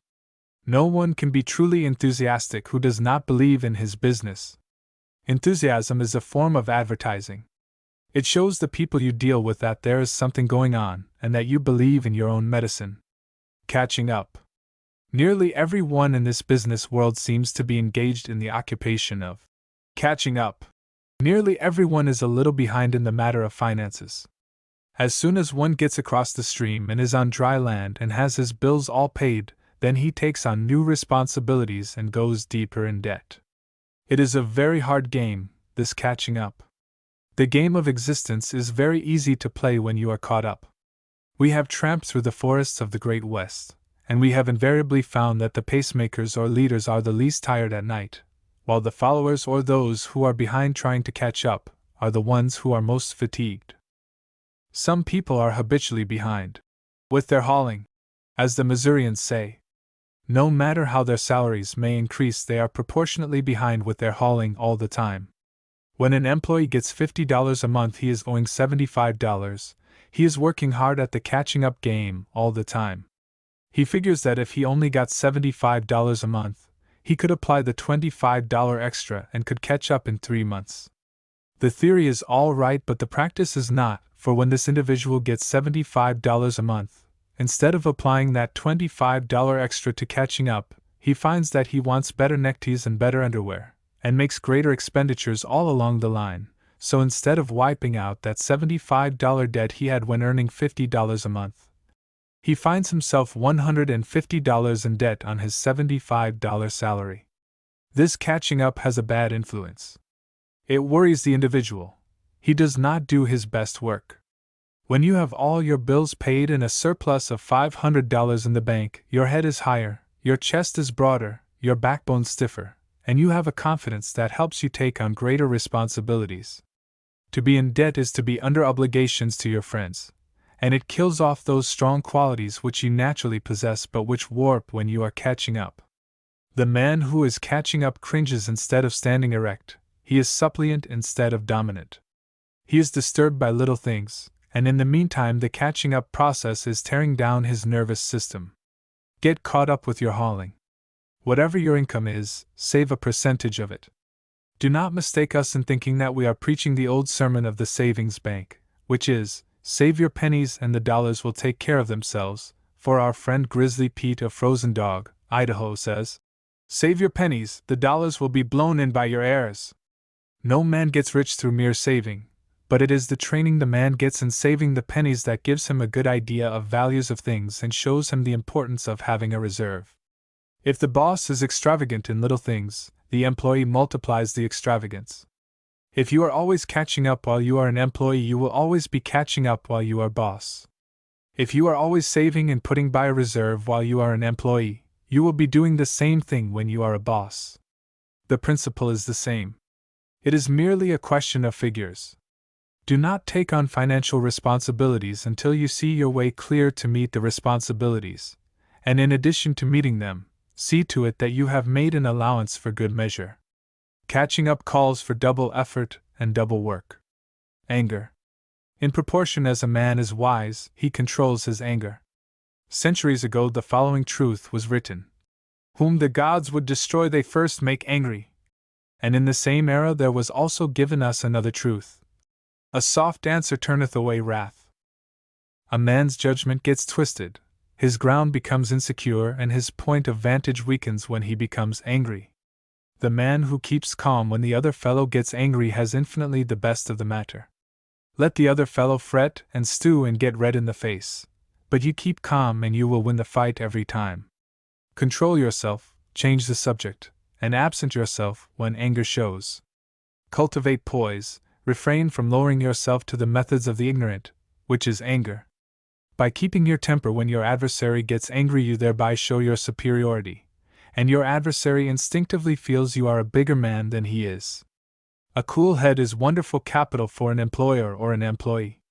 Don't mistake coolness and poise for submissiveness and civility. Don't let people impose on you and take advantage of your good nature. State your position in cool, well-weighed words, and carry conviction with them by your manner. It takes two to make a quarrel. Whenever anger is present, do not be one of the two. Precedent. Precedent has caused many failures. We refuse to make a bold move and inaugurate a new system because we hate to break away from the methods established by successful predecessors. We say, "Let well enough alone." We forget that times change, and that conditions which made our competitors successful may not now exist. If you have the precedent habit, it is an admission that you have not the brains to originate, and you are trying to take advantage of another's brains.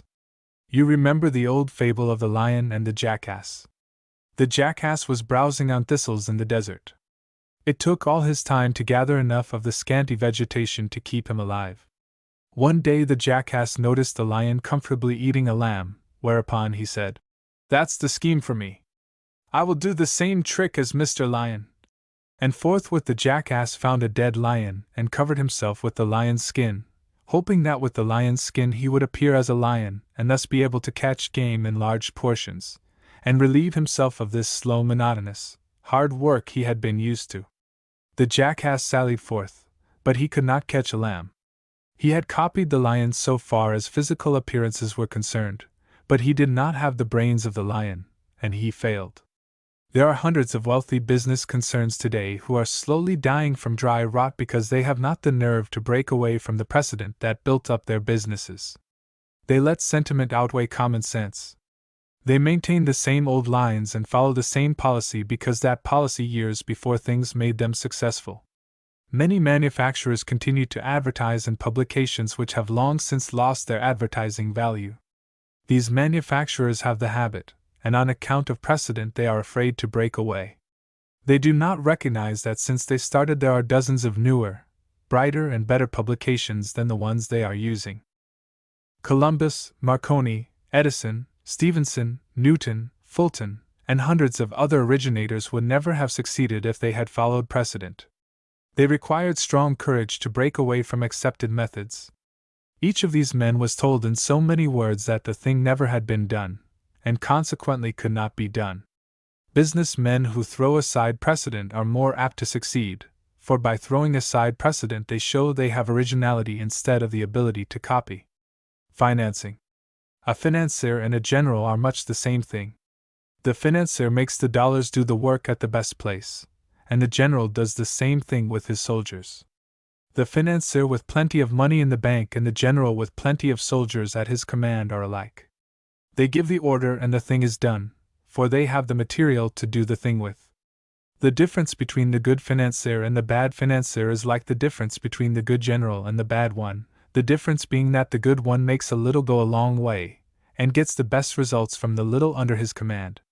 The cause of many failures is due to bad financing instead of bad business. The trouble is few businessmen know exactly where they are at. A detailed statement should be kept of all obligations. The businessman should get along as far as possible without giving notes, and when he does give notes, he should see to it that the notes are taken up when due. The businessman who overstocks shows he is a bad financier. The man who buys too much on possibilities makes a mistake. As you go along this year, you should make statistics of the receipts and expenses by the day, week, month, and year. With these figures, you can make up a budget of your receipts and expenses for the coming year with reasonable correctness. Keep your resources well in hand. Buy often rather than buy in large quantities. If you are owing money to the bank, have your plans arranged so that you can realize on your assets quickly. The good general always plans his campaign to be ready for attack that may come through unexpected sources. The good financier is always ready for an attack on his finances. The concerns from whom one buys may be prosperous. The bank with whom one deals may be flourishing, and yet without warning something happens and you are suddenly called upon to liquidate your indebtedness. You should be prepared for this sudden call. Financing is an art, and you will never be a good financier unless you have had perplexing problems to solve. In order to solve problems, you must have the pro and con, in other words, the details of your receipts and expenses. These figures should be put down plainly, with elaborate detail, if necessary, so you may count on your figures and make your plans accordingly. Preparing for emergencies is one of the first things the financier should understand. Discontent. While in another part of this book we show that ambition is one of the things that makes success, yet it must not be forgotten that discontent is another great factor in bringing about success. When the young man quits school, he has life before him and has ambition to succeed. It is not particularly necessary that we find out what his ambition is to start him on the right path. Let the young man get started at anything. If he is ambitious and has ability in him to manage a business, he will get there finally. He may get started in the wrong line, and this will make him discontented. The discontent will cause him to try another tack, and so long as discontent makes him change, he will finally get into the right line by the process of eliminating those callings which make him discontented. Time after time we find in reading the stories of successful businessmen that they have floundered around in the beginning of their career from one business or calling to another. Discontented with each of them, they changed until they finally struck the thing best suited to them, and all the changes they made in the past were distinctly beneficial because of the experience they obtained. If it were not for discontent, many of the leaders in the business world today would still be on the farm or clerking in a country store. Keep busy, young man, do the first thing that comes handy. Change your job if you are discontented, for no one can do his best work if his heart is not in it. When discontent causes you to change frequently, you may be sure that someday you will strike your gait, and then ambition will fire you to stick at it. When you get on the right track and are not discontented, you have struck it right. The generalist. The chapter on the specialist is almost inseparable from this chapter. One is the positive, the other the negative. What we have said about the specialist we could repeat by taking the opposite of the question for the generalist. This one point, however, we wish to make clear, even at the risk of repetition. Do not be a generalist in business. If you divide your efforts, your results will surely be divided. The businessman who goes in many outside ventures will not get along as far in the matter of wealth as the man who does one thing well. We hear about the jack of all trades, but the aftermath of the jack of all trades is master of none. Only one concern in 50 succeeds in business, therefore it calls for your best efforts if you wish to succeed. It calls for a singleness of purpose. If you make more money than is necessary in your business, put out the money in some form of investment that will require little of your attention. Buy mortgages or real estate. Get stuff that you can put in the green box in the safety deposit vault and not have to worry about. The stockbroker has a lot of unwritten history about the businessman who divides his energies between his office and the ticker. The businessman who is trying to make more progress than his competitor in business and at the same time trying to beat out the stock market is dividing his energies, and between the two occupations he is likely to fail. Be a generalist in pleasure and recreation, but not in business. Our aches and pains. When we work hard with our body all day, our backs ache and our muscles ache. This is all right, for nature has given us sweet, refreshing slumber to drive away the aches and pains so that on the morrow we are ready for the fray. In proportion as we have endured these backaches and pains and are patient in our occupation, the aches will lessen until finally we have laid up a store of energy so that the aches will not bother us. The backaches and muscle aches and headaches we have, when they come from honest work performed for the benefit of those we love, are sweet aches and pains. They represent sacrifice, these aches and pains do, and sacrifice brings happiness. The only way to be truly happy is to do something for somebody, and doing something for somebody is making a sacrifice for somebody. The aches and pains we have endured in performing labor for those we love is the best evidence of genuine sacrifice. We gladly suffer when our efforts are appreciated, and when those for whom we work are grateful, but there is one pain that never lessens, and it is the pain that kills. That pain is a heartache, and the heartache comes from ingratitude. After we have endured backaches and headaches for those we love and find the effort has not been appreciated, then comes the heartache, and that is the ache that kills. Whenever anyone does something for you, your first concern should be to show appreciation. Gratitude is one of the most priceless gems in nature's collection. There is nothing lower on the face of the earth than an ingrate and a snake's belly. Dressing. Many persons look upon the good dresser and think that good dressing is an evidence of success. In dressing, as in everything else, the extremes should be avoided. The man who is temperate has the right idea. A man must be temperate in dressing as in all other things. We have all seen the solicitor and the business man who look like a fashion plate or tailor's model. Each day he appears with a different suit. He wears the latest ties, the latest shoes, and appears in the height of fashion.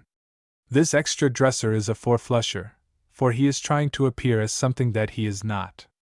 Grizzly Pete says, "It ain't what's on a man but what's in him that counts." In proportion as a man's character or mental training is lacking, he often tries to make up for it in dress. With some it is a case of 90% dress and 10% man, and with others 90% man and 10% dress. In trying to find a word of cheer for the good dresser, the writer vainly endeavored to recall some successful businessman who had climbed the ladder step by step through a period of years, during which he was always dressed in the height of fashion. We recall to mind several extreme dressers who are possessed of millions, but these millions were the result of accident or inheritance rather than ability. We cannot remember any instance of a plodder who started in with nothing and made his millions who during the operation dressed in extremes. We have an autographed photograph of Marshall Field, and we venture to say that there are 50 men in Field's store more expensively dressed than Marshall Field was at the time this picture was taken, shortly before his death. Not that Marshall Field was poorly dressed, but that he was dressed like a gentleman. A gentleman does not wear extreme collars, extreme neckties, extreme coats. Marshall Field's clothes fitted him well, the goods were of splendid quality, but of modest design. Marshall Field was 90% man and 10% dress. When a man recognizes he has not the ability to make a name for himself on account of his brains, he resorts to dress in order to give him distinction. The ability to dress in the extreme of fashion is an advertisement to the world that dress is your specialty, and if you are a specialist in dress you will not be a specialist in business. Declare monthly dividends. Make it a rule to declare dividends every month. We venture to say to the businessman that you are meeting all your fixed charges, paying your rent and employees, paying for postage stamps, lights, taxes, and all other fixed charges.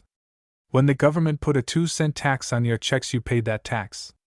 You certainly can add one more fixed charge to your business, and that fixed charge should be a percentage of your cash receipts. It is usually a difficult thing to draw your profits out of your business in a lump at the end of the year. But if you draw your profits out in monthly installments, you can do so without any burden. The businessman should figure what percentage of his cash receipts is profit, and this percentage should be deducted every month, less a little leeway to make the matter easier.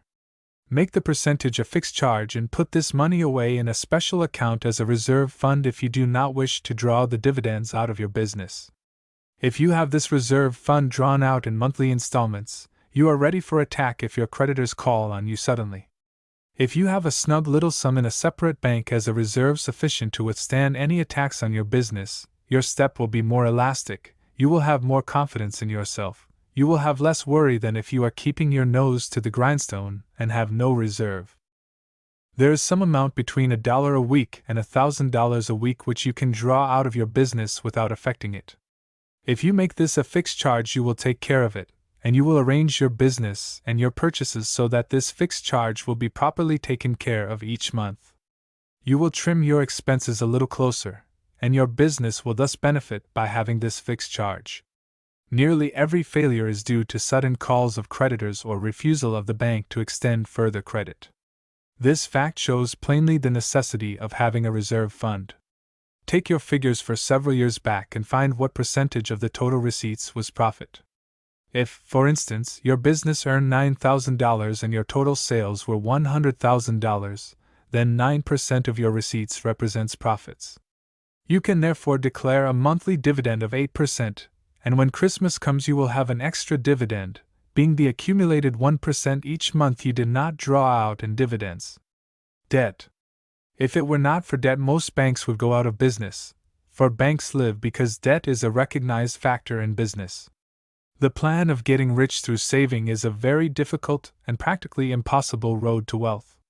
The man who is working himself out of debt puts in better effort and longer hours into his business than the man who does not owe a cent go in debt reasonably and carefully, and you can make money with other people's money. Money has a fixed value in itself in the matter of earning capacity. This fixed value is 5% or 6% or 7% as the case may be. One who puts his money in securities gets his money which the cash earns without effort on his part. The hustler, however, can make 10%, 15% or 20% on the money, plus his hard work. Therefore there is an opportunity for a hustler to borrow money at 5% or 6%, and with that money and his energy earn 10% or 15%. The active man can therefore pay 6% per annum for money, and use that money to discount monthly bills at from 2% to 5%. The Building and Loan Association, the installment firms and monthly payment real estate concerns show what people can accomplish who go into debt. Thousands of families now live in their own homes because they went into debt. Few of these families would have homes if they started in on the saving the money first plan and bought for cash. Don't go in too deeply. Calculate your earnings in business. Allow a wide margin for discount on your figures. Hard times and unlocked for reverses come, therefore you should play safe. Go into debt on a 25% or 50% basis of what you are reasonably sure you can pay. Up to 40 years of age a man is sowing and tilling, and after 40 he reaps. The farmer goes into debt during the spring and summer, and reaps in the fall. Very few of our great men had much money before they were 40 years old. Up to 40 is the debt period. Up to 40 a man pays interest. After 40 he collects interest. Business calls for the hardest kind of work up to 40 or 50. After that time the man makes up in judgment and experience what he lacks in physical activity. Work hard until you are 40. Go into debt and make the money you have borrowed earn money. After 40 make money by investing your funds in sound securities, so you will run no risk of losing what you have worked so hard for during your younger days. The average banker is over 40. The hustling businessman who borrows is usually under 40. Nature gives the young man ambition, ability, and willingness. Nature gives the middle-aged man judgment, experience, and conservatism. 40 years will determine what is in a man. If he has the stuff in him to earn a competence at 40, he has usually acquired the judgment and experience to keep it after he is 40. The man born with a golden spoon never knows what hard work is. He does not go into debt because he has plenty of money for his requirements. At 40 he has not the experience of his brother who was born in an environment of hard work and little money. The law of compensation thus bestows a subsidy on the poor boy and a handicap on the rich one to even things up. The poor boy goes into debt and works hard, the rich one lets the money do the work for him. There is no joy or happiness in the possession of things we have not worked for, so while we envy the rich who have never worked, we should take satisfaction in the law of compensation, which gives us a subsidy in the way of ability to work hard and earn money, so that later on we may enjoy the money better than our rich friend who has never worked for his money.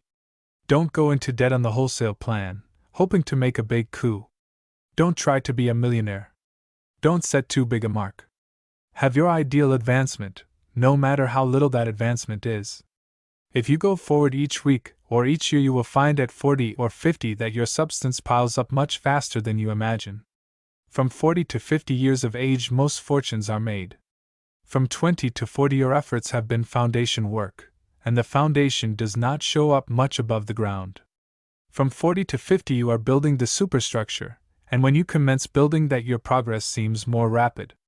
Healthy indebtedness is a great incentive to hard work and a material benefit in building character and gaining experience that in later years will be of untold value to you.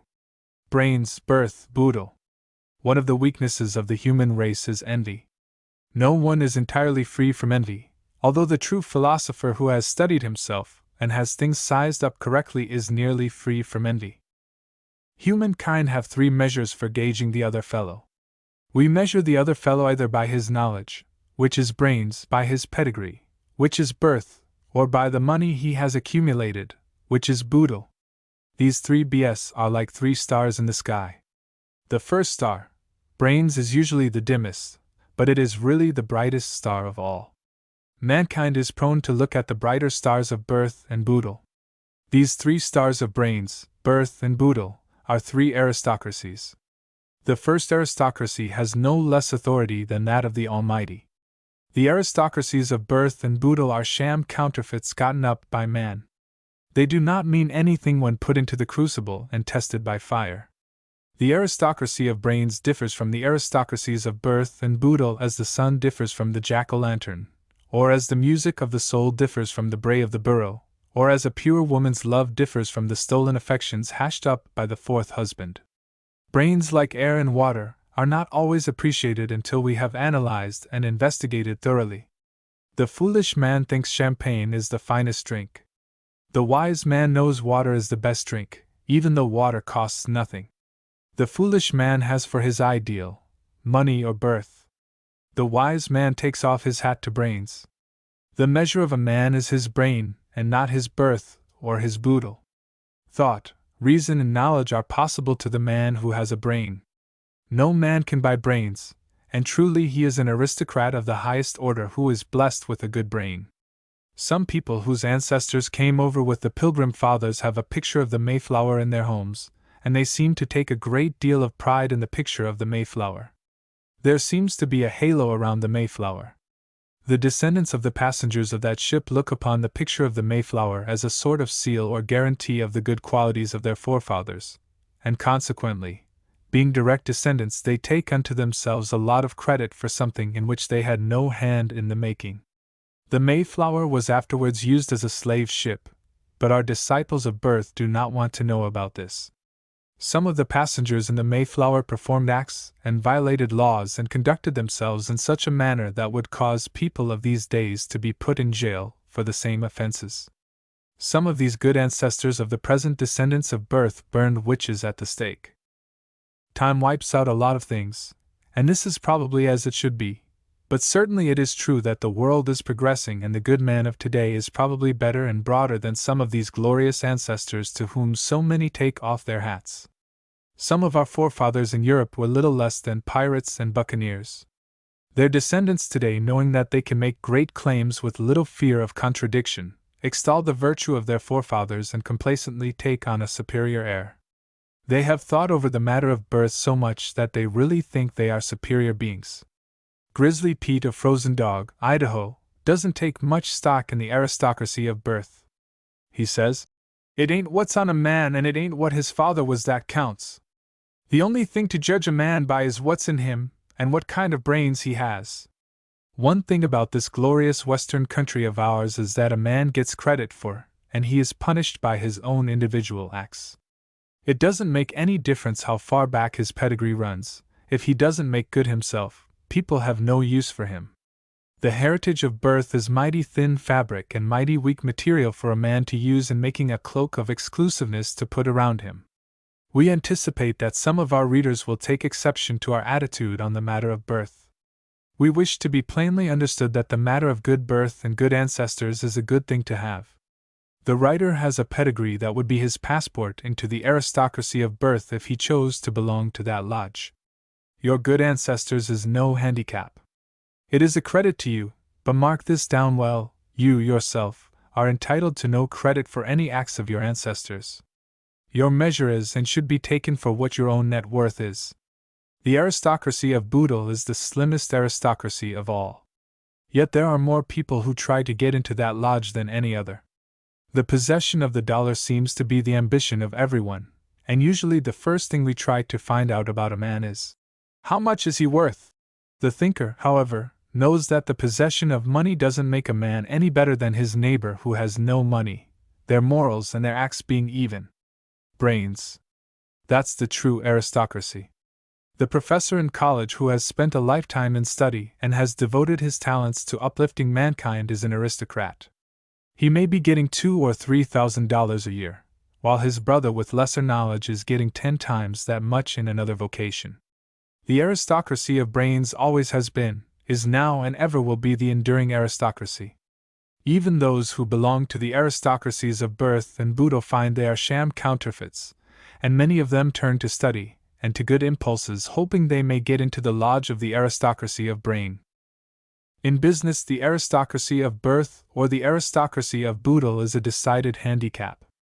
They make the individual think he is superior and he is above doing things which seem to him trivial, because he thinks he is a superior being. The man with brains, however, digs as well as climbs. Without brains, business would go to the dogs, for if business were conducted by men of birth and Boodle without brains, you can easily see that the whole fabric would fall to pieces. Backbone and wishbone. In proportion as a man's backbone weakens, his wishbone seems to develop. The $10 a week man spends his time saying, "I wish I had the luck other people have." He says, "I wish I had this place," or "I wish I had that job." He is ever wishing. Things in our body, whether muscle or bone, develop by usage, and if we use the wishbone all the time, it will develop into huge proportions. On the other hand, if we develop our backbone and use it frequently, we may not have cause to use the wishbone so much. Brace up. Stand erect. Strengthen your backbone and with it your jawbone. Say "I will" instead of "I wish." The world bestows her prizes on men with backbone and the blanks on those who use their wishbone. Do good. Doing good is planting seed. The harvest may not show at present, but in the future you are going to reap it. A man is paid back precisely in the same coin he pays out.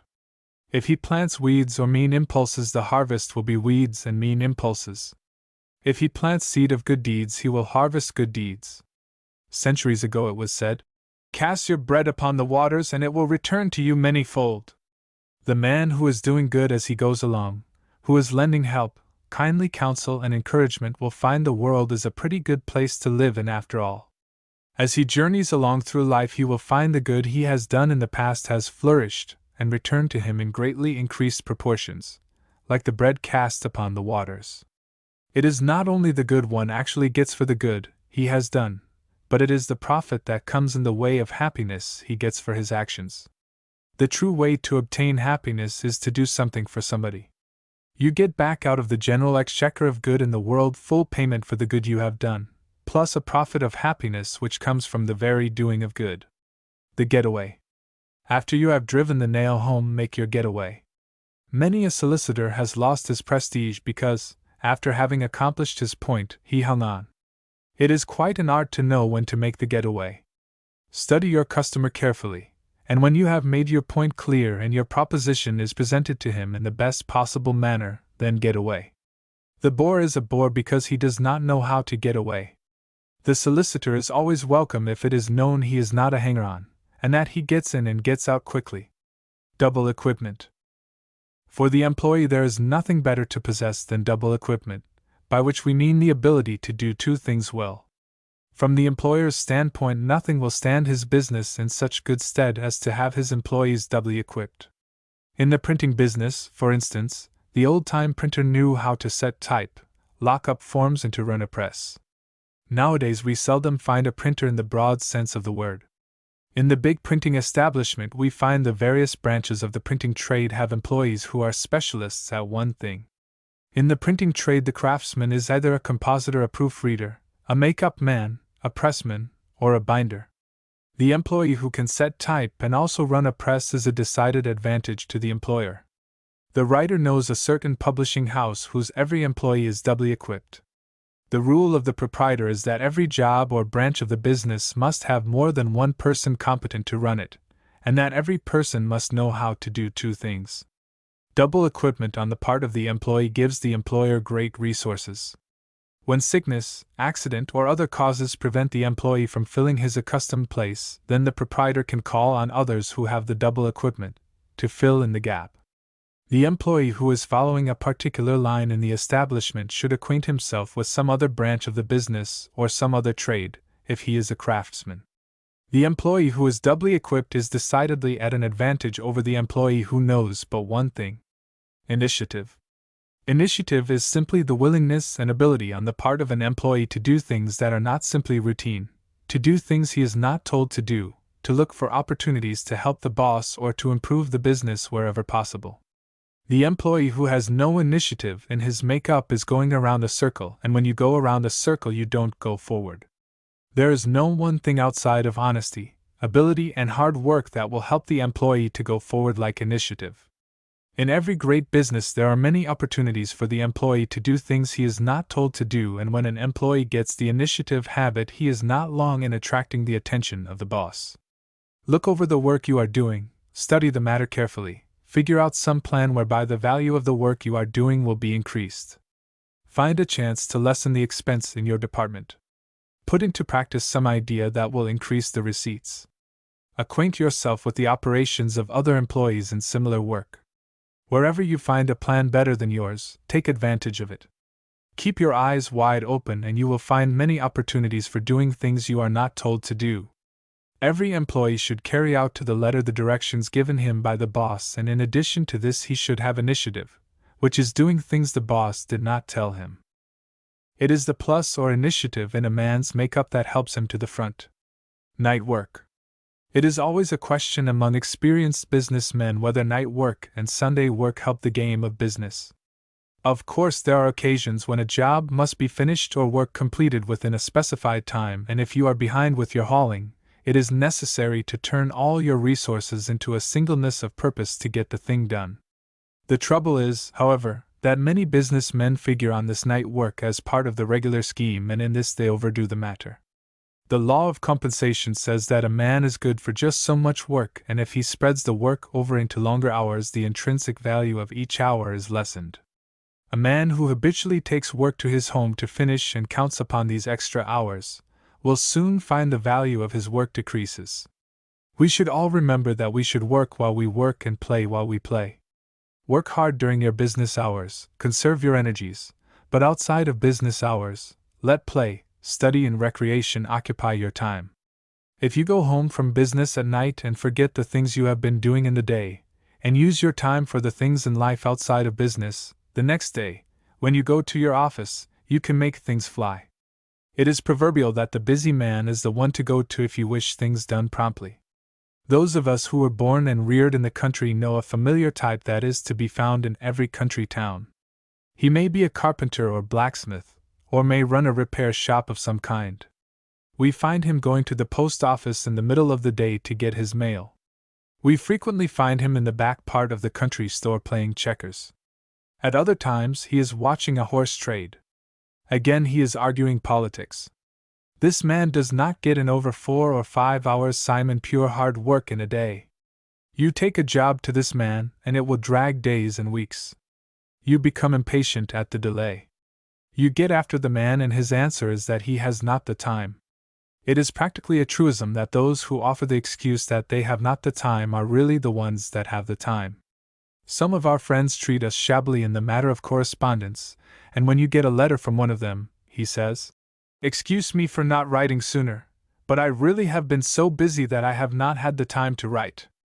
As a matter of fact, it takes 5 or 10 minutes to write a letter, and the person who pleads for forgiveness through lack of time has wasted 100 times the minutes necessary to write a letter. The busy man accepts his duty as a matter of course, arranges his correspondence and work in systematic order, and goes at the thing, hammer and tongs, and gets the thing done. Night work is usually evidence that the man does not do his work properly in the daytime, and he is like our friend in the country who wastes time in the day and tries to make up for it by night work. The thing to do is to work hard in the daytime and rest at night. Obedience. Several years ago, our friend Elbert Hubbard wrote a little sermonette entitled, Carrying the Message to Garcia. The story was simply this. President McKinley called an orderly and gave him a letter and said, "Deliver this letter to General Garcia." The employee did not stand around and ask a lot of fool questions about the trains and things. He put on his hat and duster, and he delivered the letter to Garcia. These facts were stretched out in many words and made a little booklet. That booklet reached the sale of more than 1 million copies. It seemed to make a hit with business men throughout the country. A certain railroad bought and gave a copy to every employee. Business men followed the example. The great sale of the book and the widespread interest it created would seem to indicate that carrying the message to Garcia was an unusual thing, and so remarkable that it attracted attention. As a matter of fact, the whole theme of the story was simple obedience. There are thousands of institutions in this country who have employees who will carry the message to Garcia. Richard Harding Davis, you remember, was dining with friends in London. The discussion was along the lines of obedience and the like. On a wager, he called a messenger boy, gave him a letter addressed to his fiancée in Chicago, told the messenger boy to deliver the letter to the lady and bring back an answer. That 15-year-old boy carried the message to Garcia, or in other words to Mr. Davis's sweetheart. The colonel of a regiment has under him about 1,200 men. Directly under him are his majors, and then come the captains, lieutenants, sergeants, corporals, and privates. The first rule in the army is obedience of orders without question. If obedience were subject to question on the part of the subordinates, the colonel could win no battles. When your superior gives an order, the thing to do is to carry it out. If the order is wrong, you will not be to blame, but your superior will suffer. There are times, of course, when an order is given that is manifestly impracticable and initiative on the part of the employee might save trouble. On the other hand, an executive would be greatly handicapped if his orders were subject to interpretation and analysis by his subordinates. The executive may give an order, and in the giving have in his own mind the relation of this order to some other order he has given in an entirely different department, and upon the proper execution of all the orders given through the various departments depends the ultimate success of his plan. The thing for the employee to do is to obey orders willingly, quickly, and to the letter.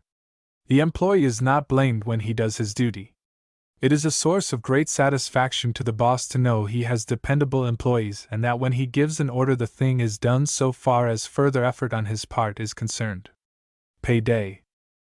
We have all tried all sorts of plans regarding payday, but the plan most satisfactory to all concerned is to pay each Tuesday or each Monday for the previous week. If the nature of your business is such that Monday is an unusually busy day, then Tuesday should be your pay day. Monday is usually called Blue Monday, because the employees blot out some of the sunshine on Sunday by thinking of the hard week's work ahead of them. Much of the blueness is driven away, however, if in looking forward they know that Monday or Tuesday they will get their paychecks. The old-fashioned habit of paying off Saturday nights is a bad one, especially if most of the employees are men. Many men are weak and it is difficult for them to pass a lot of saloons on Saturday night without the money in their pockets burning a hole. The Saturday payday may mean that a percentage of your employees will not show up on Monday morning. Many men will go on a spree on Saturday night on the theory that they can rest up on Sunday, who would not think of going on a spree on Monday night or Tuesday night, for it would interfere with the work next day. The writer does not know of a single concern that has adopted this Monday or Tuesday payday plan and practiced it for a reasonable time without finding it works admirably. Try it in your business, and you will not go back to the Saturday payday. Saving. We will not indulge in the proverbs handed out by the savings bank in the matter of saving. We are not pessimistic when we say that no man ever became wealthy through the savings bank plan of putting away a certain amount each week. We will say, however, that there is no better training for the employee than this one thing of saving. Saving a part of your weekly income and putting it away, if carried on for a number of years, becomes a habit, and it means that you will keep your expenses within your income. It is the saving habit that makes the benefit, for later on when you are in business the habit stands you in good stead and teaches you the value of having a reserve. By all means, put away a certain amount each week. If it is not $1, put away 50 cents. If that is too much, put away half of it, or even 10 cents a week. Have some amount as a fixed charge in your operations and put this amount in the savings bank. Later on your balance will grow, and you will have much satisfaction in watching its development to better proportions. Habitual saving makes you careful in the things you do. It teaches you the relationship between principal and interest. It shows you that when you buy something useless and pay $10 for it, that it is costing you interest each year to maintain it. The man who does not save is pretty sure to live beyond his means, and some day trouble or affliction will come, and he will be out of a job, and then he appreciates the difference between the butterfly and the bee. When you haven't anything to fall back upon, the world is a mighty blue place. When you have money in the bank, it is a mighty good place to live in. Waiting for success. It takes a good poker player to know when to lay down his hand. It's a wise businessman who knows when to quit a forlorn hope. It's all right to build up a business. It is all wrong to play a losing game in business for a succession of years in the hopes of ultimate success. As years go by, the businessman is establishing matters on a firmer and more solid foundation. Sales generally increase. The volume of the business gradually grows greater. This fact is responsible for many businessmen continuing their business at a loss, lured on by the hope of final success. It's all right to build a reputation and to be patient, but when the odds are against you, and by all the changes you make and all the brains and ingenuity you put into your business, you cannot turn it into a profitable basis, then get out of that business and start something new. It's all right to build, provided that as you go along you are making a living profit, but dogged determination to play a losing game year after year is not to a man's credit. Every man has some particular channel in which his talents will fit and produce good results. If your business goes along year after year at a loss, it is evident that your talents are not in the right channel. The great thing in business is that it shall respond quickly and show signs of life right away. If it does not, then the business is wrong. The shores of the great ocean of business are strewn with wrecks which have been dashed to pieces on the rocks sailing for that false beacon light. Keep everlastingly at it brings success. This saying is true, providing you are making expenses and some profit as you go along, but to keep everlastingly at it when your business shows a loss means failure. The thing that lures many on is the increased sales. Meanwhile, the expenses are increasing proportionately, and if these two lines are always parallel, there is no hope of your making a success. Better quit before you get too deep in the hole and have a lot of dead horses to pay for. It's all right to have ambition, tenacity and patience in business and to look forward to the far future as crowning success of your efforts, but it's all wrong unless you are paying expenses and making a living while doing these things. Our sons. The noblest and most important work we have to do is the training and teaching of the coming generation. The successful businessman has no more difficult problem to solve than what he will do with his son. It is a fact that the greatest successes in the business world today are those men who had to start in the battle early and fight their way to the front. The successful businessman usually tries to arrange matters so that his son will not require to go through the hard-working school of experience he himself attended, and in this the businessman rather goes to the other extreme in that he tries to make things easy for his boy. As the twig is bent, so the tree is inclined. The young mind is plastic and capable of receiving impressions, and we know that the impressions made in our youth are lasting all our days. The problem in the country is not so difficult, for there are so many things to do about the home that the young country boy usually has plenty of chores and duties to perform.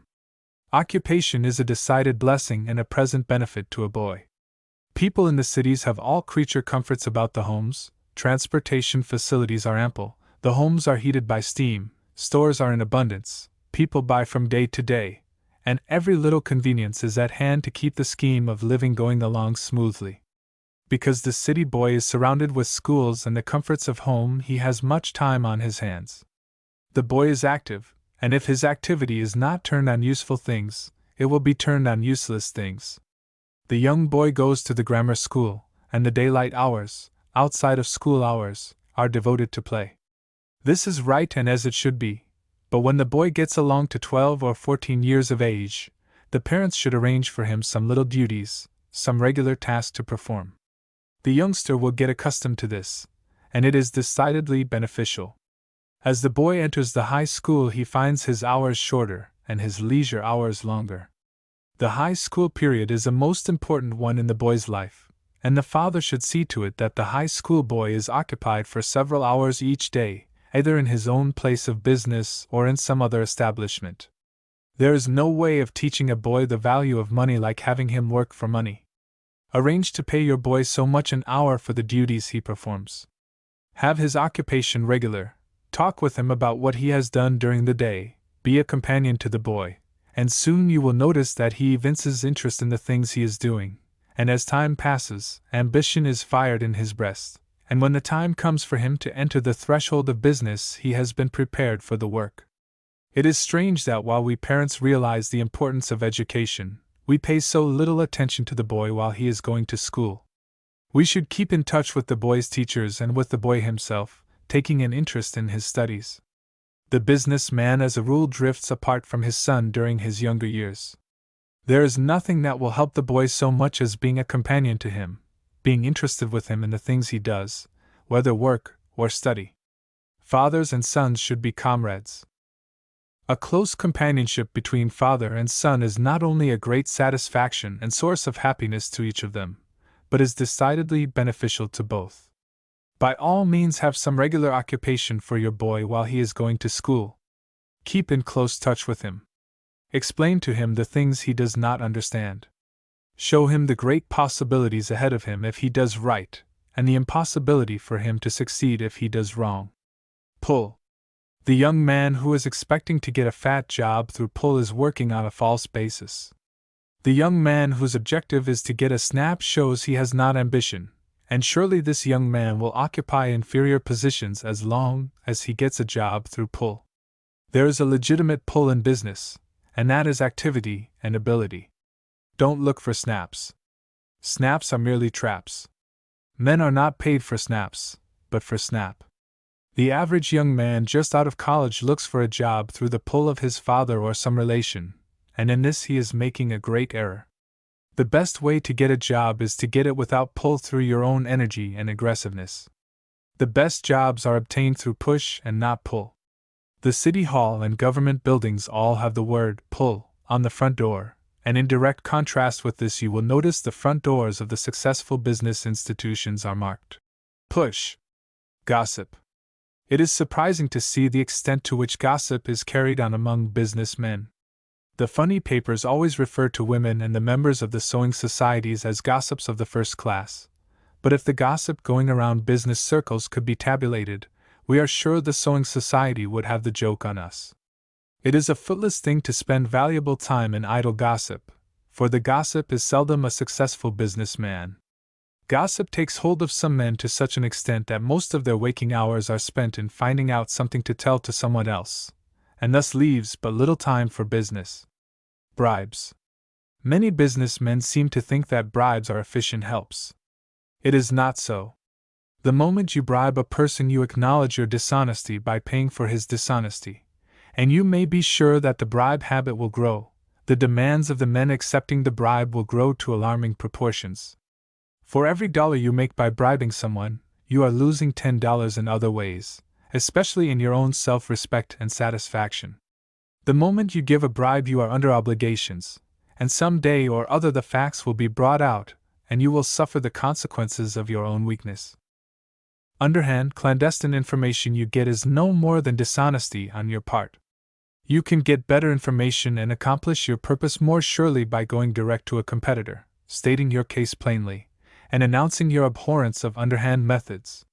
Your competitor will appreciate you more for your fairness, and he will go out of his way to give you information when you have shown you are square. Stenographers. Few young men realize the advantage of learning stenography. We all know the young man who writes shorthand comes in touch with the boss at once, and while acting as amanuensis or secretary is getting a schooling that money could not buy. He is going through and becoming familiar with business as it actually exists. He sees the decisions made by his employer, and he unconsciously absorbs methods which would be almost impossible for him to learn were it not for his proximity to the boss. Shorthand is decidedly beneficial, first, because it is a good training for the mind, second, it is a help all through one's life. It enables him to take down memoranda and keep notes of verbal transactions. It enables him to get in the private office, and to be in the middle of the nerve centers of business. Some of the greatest men in this country were shorthand writers. The stenographer who is alert soon gets to the center of the business. He soon has responsibilities given him by the boss, and is in direct line for promotion. Hypochondriacs. Here is a type we run across every day in business. We see the apparently well man taking out a pill box or a bottle of medicine as he sits down to lunch. We ask him what is the matter, and he proceeds to tell us about his bodily ills and infirmities. Many men seem to take a keen delight in having something the matter with them. They go to a physician, though often the disease is practically mental. You can't get health out of a glass bottle. The man who is taking medicine all the time is going at things wrong end to. If his stomach is out of whack, he should change his method of living rather than to try to cure his dyspepsia with stuff that comes in a bottle. The man who needs a tonic before he can eat a lunch had better take plenty of air and exercise than to take poisonous drugs into his system. If you are a smoker and find you have no appetite for lunch, give up cigars in the forenoon, and you will notice an immediate difference when you sit down to the noonday meal. The hypochondriac imagines he has things the matter with him, and he becomes confirmed in his belief. He finds that so long as he lives he has something the matter with him. He no sooner gets cured of one than something else attacks him. There is no medicine like air and exercise and occupation. The man who gives in to trifling ailments is in a sad plight. He is never happy unless he is sick. He is unreasonable, and he is the last one to appreciate what can be done by a man who cures himself through the mental processes. We all know that we can take a perfectly well man and prearrange to have a dozen of his friends on a given day greet him with some remark about his ill appearance. That man will be sick before the 10th man accosts him. Politics. Politics is a losing game. Every man owes it to himself and to his family and to his country to take an interest in politics to the extent of getting out to the primaries and voting for the right man, and help to get good men in office. But when a man carries politics to extremes or mixes it with his business is sure to suffer. There are two kinds of politics, the honest kind and the grafting kind. The honest politician gets very slight remuneration for the time and energy he spends, and the grafting politician sooner or later winds up in the soup through his dishonest practices. There is no greater danger to business than to have the proprietor spend much of his time in politics. The upright businessman will not descend to the things practiced by the dishonest politician, and the sharp businessman who has no compunctions on this score will make a loss in his business. The law of compensation surely comes in here, for in proportion as a man plays politics his business is bound to suffer. Profanity. 25 years ago profanity was found on every side. Today you find it only among laborers. Businessmen won't allow profanity. Swearing goes with lying. The truthful man can look you in the eye and chisel out his words, and you know he means it. The liar gets angry and swears, and he is a bluff. Truth doesn't need curse words to make it stick. Some great men swear and many small men swear. Usually, however, the truly great man doesn't swear. Men who think, men who study and analyze seldom swear. Swear words are usually used as fillers in sentences. Some men have limited knowledge of adjectives, so they resort to swearing. Mark this: when you hear a man firing a volley of profanity in rapid succession, you lose respect for that man. Profanity is an easier habit to acquire and harder to give up than its distant relative, slang. Slang has its value, for it has taken place of much profanity. Slang and profanity, and logic and thought don't mix well together. The more profanity, the less brains in your makeup. Profanity is a holdback. System. System is all right so long as it lessens labor. Generally, system is complex and increases fixed charges. The system of copying every letter is a waste of time. Not once in 1,000 cases do you require to refer to a letter. Have fixed rules and prices and you won't have to refer to letters. When you do copy a letter, copy it on the back of the letter you are answering. Use a carbon sheet. Have simplicity your rule instead of system. System has tangled many institutions. Beware of system that makes more work. Don't clutter up your office with a lot of useless data and wagon loads of old letters and records. Rule of gold. Centuries ago, Confucius was walking through the woods soliloquizing and analyzing and sizing up things in solitude. While thus engaged, he was waylaid by 2 Chinese peasants. These men had heard of Confucius' philosophy, but they could not make much out of it, for Confucius used words beyond their limited understanding. These men, with raised clubs, halted Confucius and said to him, "Our minds are small. We do not understand the things you say. Tell us how to live. Make your story short, or we will slay you. We can only remember as much as you can tell in a moment. Therefore, stand on one foot and tell us quickly what we are to do. We can only remember what you can tell while standing on one foot." Confucius stood on one foot and said, "Sing fat bon lung lui," which, being interpreted, means, "What you would like others to do to you, do to them." This is the golden rule which has been handed down through centuries. It has been alloyed and simulated. It has been attacked, but like all pure gold, it has endured forever. There is no line of action we can suggest or anything that will prove more valuable to the young man or old man through life than the golden rule. The golden rule is not theoretical, but a wholly practical help, and so in closing this series of talks with you, the writer feels that the essence of all the logic, good advice, and philosophy may be summed up in the following. Do unto others as you would have others do unto you.